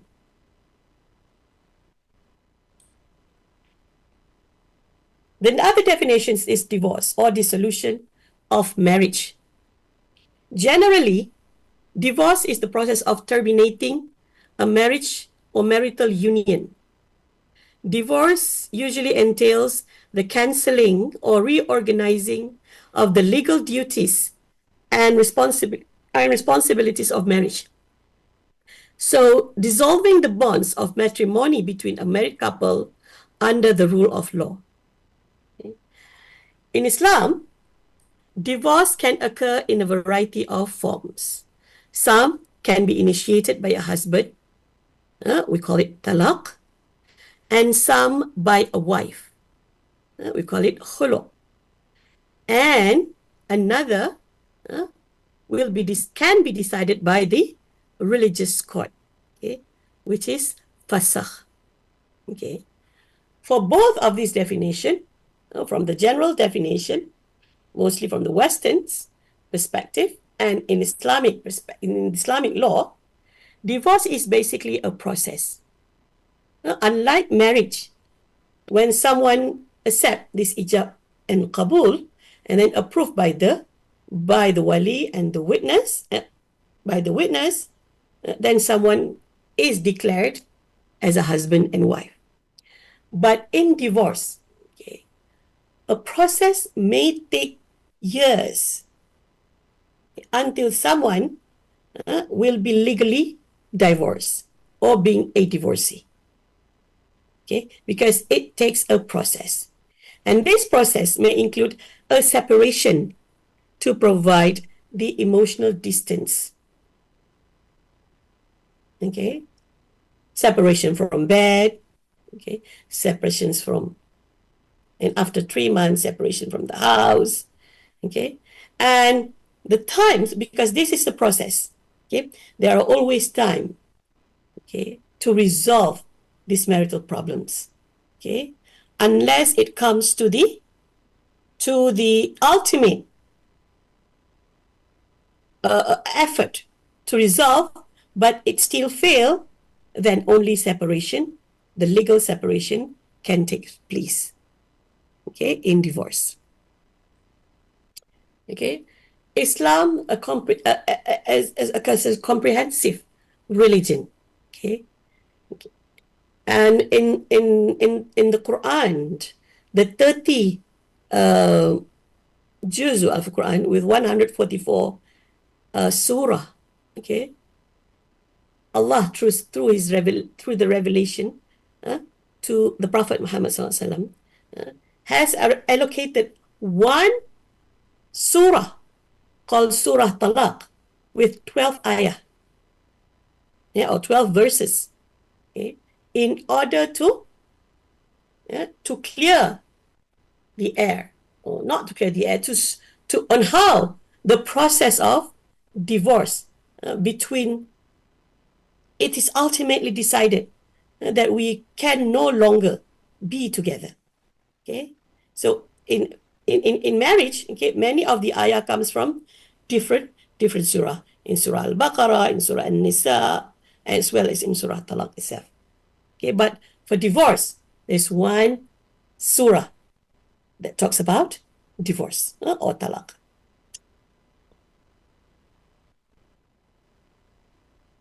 Okay, the next slide, I will share you some of the figure based on the statistics of marriage and divorce in Malaysia. Okay, this is for the year 2021. This is the latest I could get from the website of DOSM. Okay, this is the marriage and divorce in general, irrespective of religion, between Muslim and non-Muslim, that in the year of 2021 as compared to 2020, there were 214,943 marriages, okay, being registered, compared to 186,297 in 2020. While for divorces, there were in 2021, there were 43,934 divorce cases reported, as compared to, it's actually showing a decrease compared to 2020 with 47,000 cases, 272. Okay, so this is as a whole. Let us take a look at between Muslims and non-Muslim. So this is a figure of statistics on Muslim marriages and divorce for the year 2020 and 2021. Okay, so again, increase in marriage, decrease in divorces, which we're supposed to say that it's good, but the number is still scary. Okay, with 176,002 in 2021 for marriages, 145,443 in 2020. Okay, divorces case, okay, 31,650 as compared to 37,000 in year 2020. Okay, this is the COVID years. Okay, the number was quite huge in that. Okay, because we have actually witnessed the the spike of many problems related to marriage and related to divorce during the COVID period, or because people stay together, okay. Therefore, people may argue more frequent than ever. For non-Muslims, okay, unfortunately, for divorce cases, it shows an increase compared to 2020 to 2021, okay, with 9,419 in 2020 and up to 12,284 divorces cases being reported. Okay, so this is actually the reason that I'm showing you these statistics. Okay, just like is actually to show you what are the figures of divorce and marriage cases being reported in Malaysia today. It is basically the number of marriages went slightly down as compared to before. Okay, and I don't have the complete. That's why I don't share on these statistic on marriage and divorce in 2022 and 23. But as to be compared with the statistics I show you today,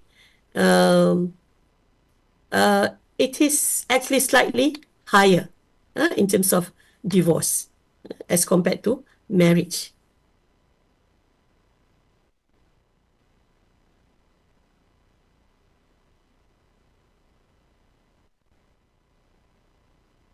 Now, the third point in my course description, okay, or my course objective, okay, is about the complexity of marital relationship and the factors that lead to their dissolution. Okay, in marital relationship, it's what some says that like in dancing, it takes two to tango. Okay, so in marital relationship, okay, the soul is basically, or the two human beings are basically related, okay, from someone that you not entirely know to someone that annoy you most of the time. Okay, but then you are still being married to that person. Okay, you are still in love with that person, yet you are still arguing with them. Okay, but this argument makes your relationship even want it to be continued more and more time. Okay, so it's not something like and the what to say, the connection between, or the relationship between friends, okay, or between groups, okay. Once you fight, you don't want to see each other again, okay? But not in marital relationship. Okay, why? Now, we say that just now about this sakina, mawaddah, warahmah. Okay, but one thing that we need to also secure here is, apart from ijab and qabul, okay, marriage is actually a contract. Okay, in the Western term, it is a contract. Okay, a contract that cannot just be undermined. A contract, and furthermore, it's a lifetime contract, okay, in which there is no turning back.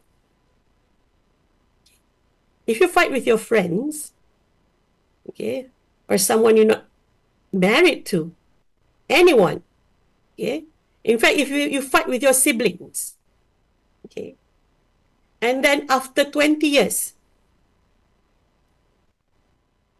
you see each other again.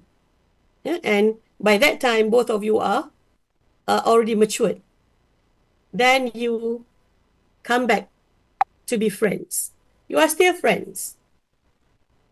But in marital relationship, which you have a sacred contract or agreement or through ijab and qabul, as a married couple, you are his wife and he is your husband.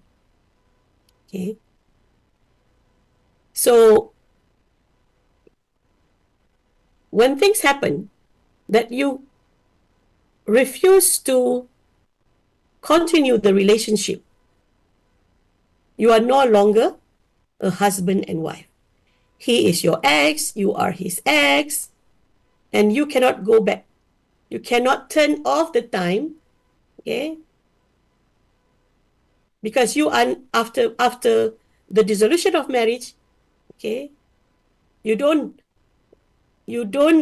carry the status of a bachelor. You carry the status of a divorcee, of a divorced. Okay, if this relationship ends with children, if you are a husband, if you have a man, you are a single father. If you are a woman, you are a single mother. Okay, because you cannot be as who you were before marriage. So if you are married, okay, you want that marriage to end until you die. Okay. In fact, in the Quran, in Surah An-Nisa, verse 21. Okay, because this is too small. I can't even read myself. So I read the translation. And how could it be taken back after have enjoyed each other intimately and took a firm commitment? Okay, mithaqan ghalizan. Okay, this verse explains the importance of marriage agreement. The mithaqan, the last one, mithaq ghalizan. Okay, the potential consequences of ignoring or misunderstanding of family responsibility resulting in divorce. Okay, because of the strong sacred contract, okay, the commitment, okay, you can no longer turn back the time, okay, that you could be as who you are before marriage. So Quran recognized that sometimes when conflict that cannot be resolved, of course, okay, you can resort to talaq. There is no and you don't have to be ashamed about it. Okay, Quran has provided directive. Of course, you can resort to talaq, okay? But before you go there, since it is a sacred covenant, it's a sacred contract, a sacred agreement. Okay, the Prophet also encouraged that there are process that if we can resolve it, we resolve any crisis that happened between us, between the married couple. Oh, it has been, is it 40 minutes? I am still on the 12, okay.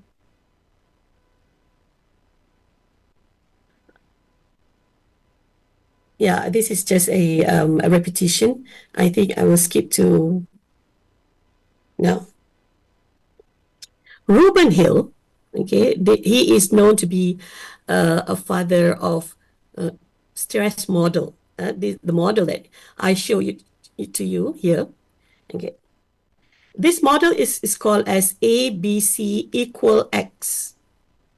Okay, it is used to explain why different family respond so differently to events and circumstances. Okay, that lead to marital dissolution. Okay, not only to the wife, but also to the other family members. Okay, and this actually explain can also this model can also be used in explaining domestic violence. Okay, as well as the intimate personal violence. intimate partner violence. Okay. So A, okay, is the stressors event. Okay. The stressors events are events like event that bring the change to the family. Okay. It can be positive, it can be negative. Okay. Positive, such as the birth of a new child. Okay. Or negative, like the death of the loved ones, okay, the loss of job. Okay. Positive, the news that the family member had been offered placement at the university. These are but these stresses, okay, events, okay, can bring change in the family. Okay, so this is A. And then B is the family resources. Family resources, it can buffer a stresses effect. Okay. Depending on the family's ability to cope. For example, although the stresses event is positive, for example, the offering of placement at the university of one of the spouse, okay, or a child. Okay. But then the resources that you have enable you to prepare your child or your spouse to go to university. Okay, so it can buffer the stresses effect. Okay. Therefore, this can create crisis. Okay, but we don't stop there. We go to C. C is the family's perception of the stressor. Okay, so family acceptance or perceptions of a stressor event can also buffer the event's effect on the family's ability to cope due to the available resources. Okay. Now, if a family perceives a stressful event more positively, they can overcome it. For example, the stresses event is positive. Okay. Your son is receiving an offer letter from the university, but the resources is not enough to prepare or to send him. Okay, you are very poor, or the father has just lost a job. Okay, but then the perceptions of the family member says that, never mind, we can work it out. Okay? Maybe we can find help from Zakat office, from Baitul Mal, or from anyone. Okay, so the perception goes. So that three, the ABC, can result in X.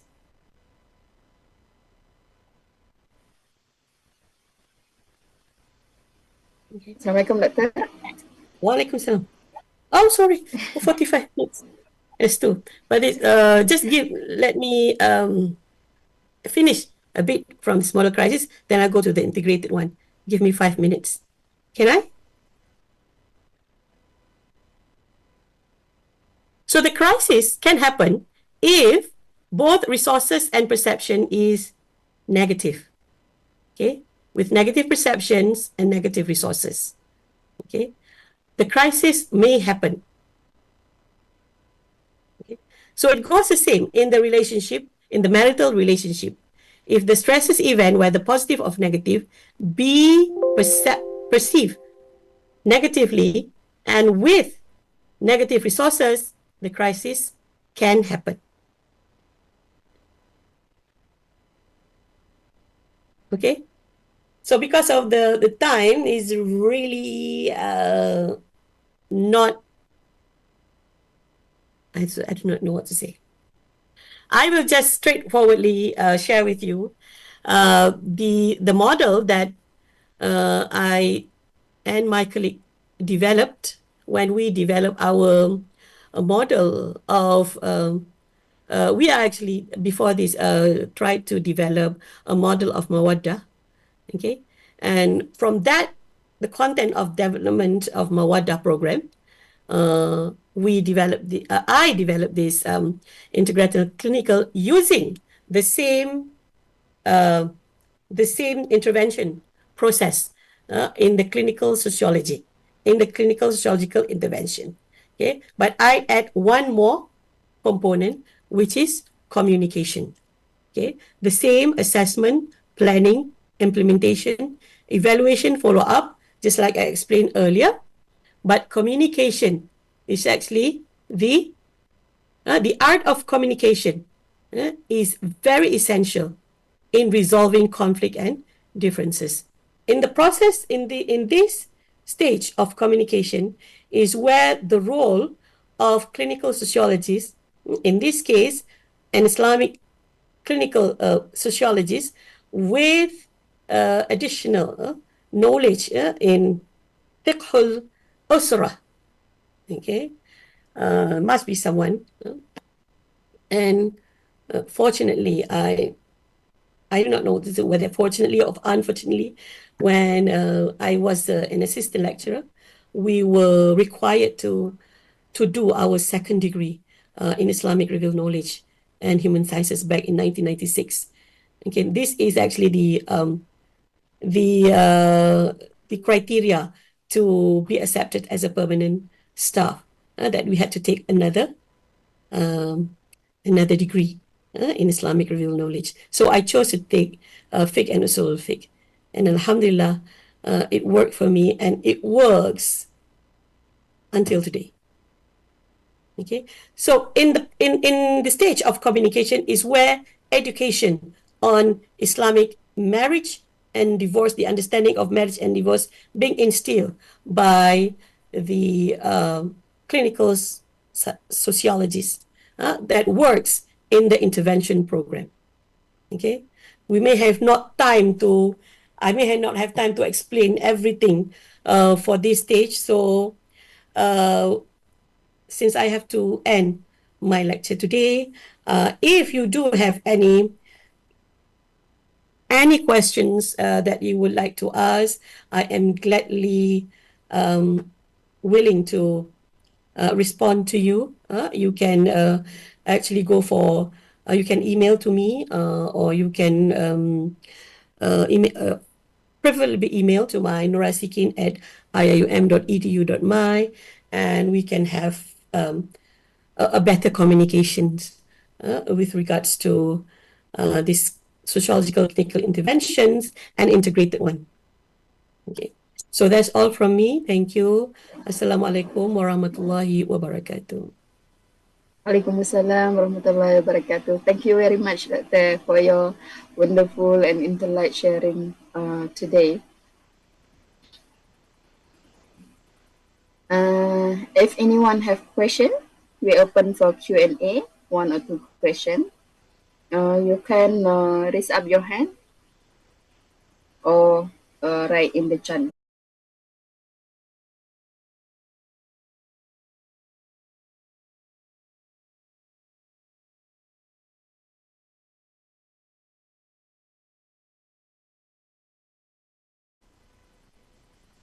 From the chat box, Doctor, we have a question from Dr. MST. I don't know how to spell it. MST. Okay. How does model reduce complexity? Model of stress. Or the model of stress at the ABC equals to X. Okay, this is actually the model which was found back in 1958. Okay, in explaining, and it is still valid to be used until today. Some have actually criticized this model, but many other do support this model in explaining, okay, how stresses event can actually become the trigger factor in insinuating or leading towards divorce in many marital relationship, okay, or in many other family relationship, as part one of the triggering factor Okay, but before it even goes to equal to crisis solution, okay, it will also be how communication takes place in the perception, how the family perceive the stresses event. So that is why I said communications, okay, in resolving the conflict is very important. Okay, before you go to the last resort of marriage dissolution.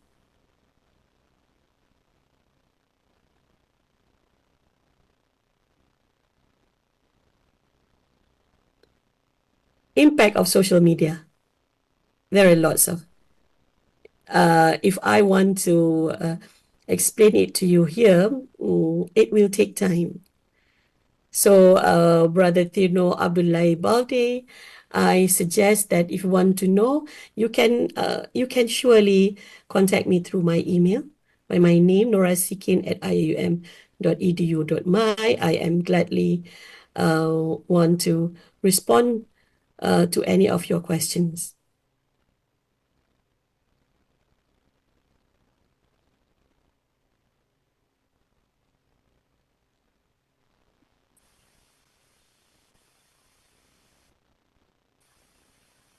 Thank you very much, Doctor. Welcome.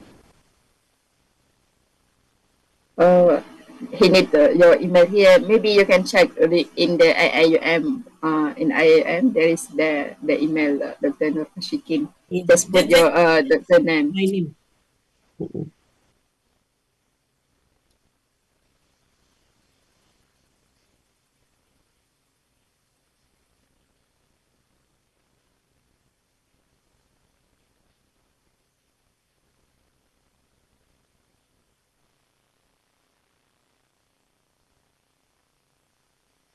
Okay. Thank you very much, Doctor, for your sharing today. May Allah bless you. And inshallah, we will see you again in the next session, Doctor. Hopefully, all the participants